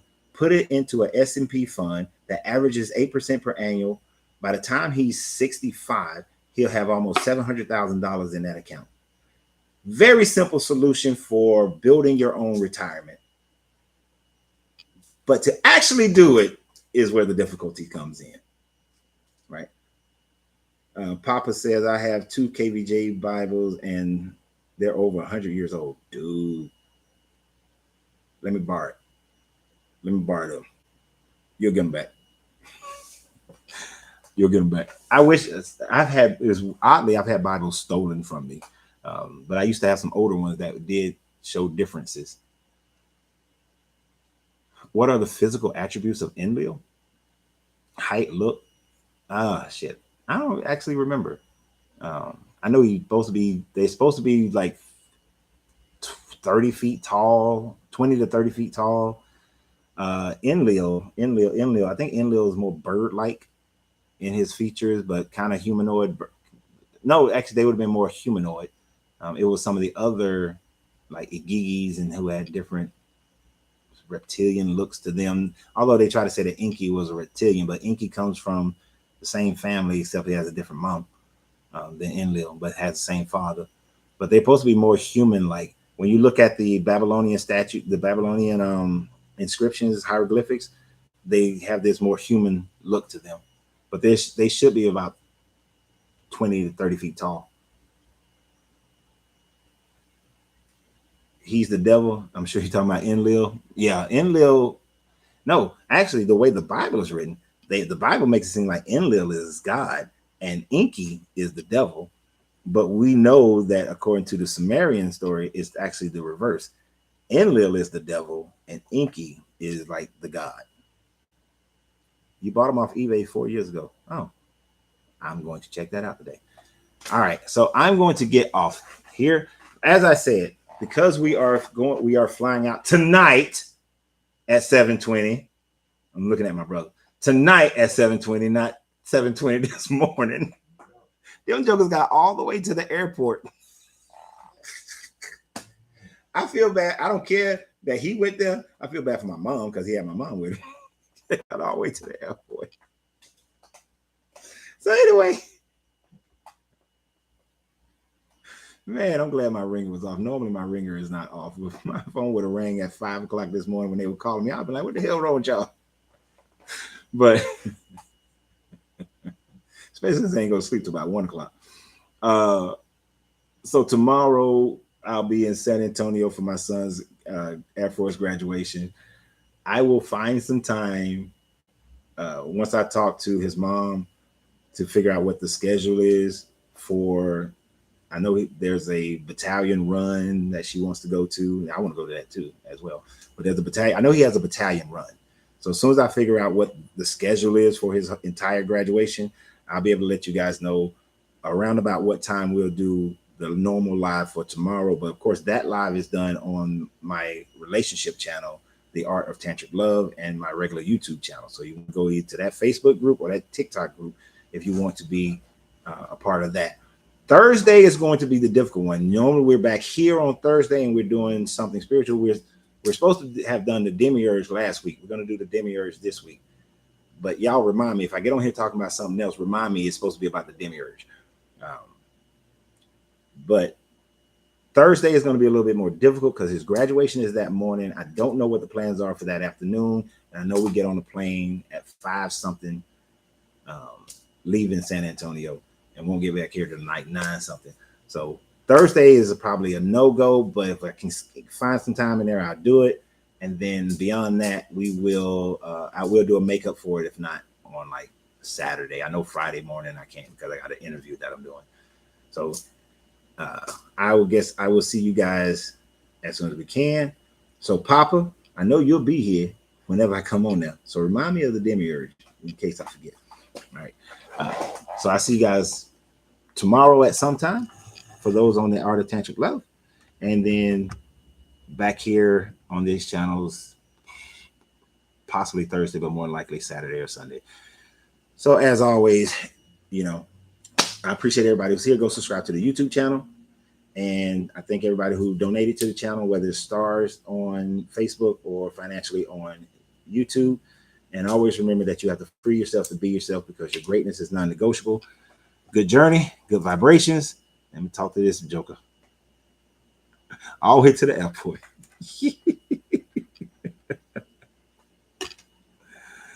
Man, I know your mom. I know mom had all kind of stuff to say. No, she didn't. She ain't say nothing?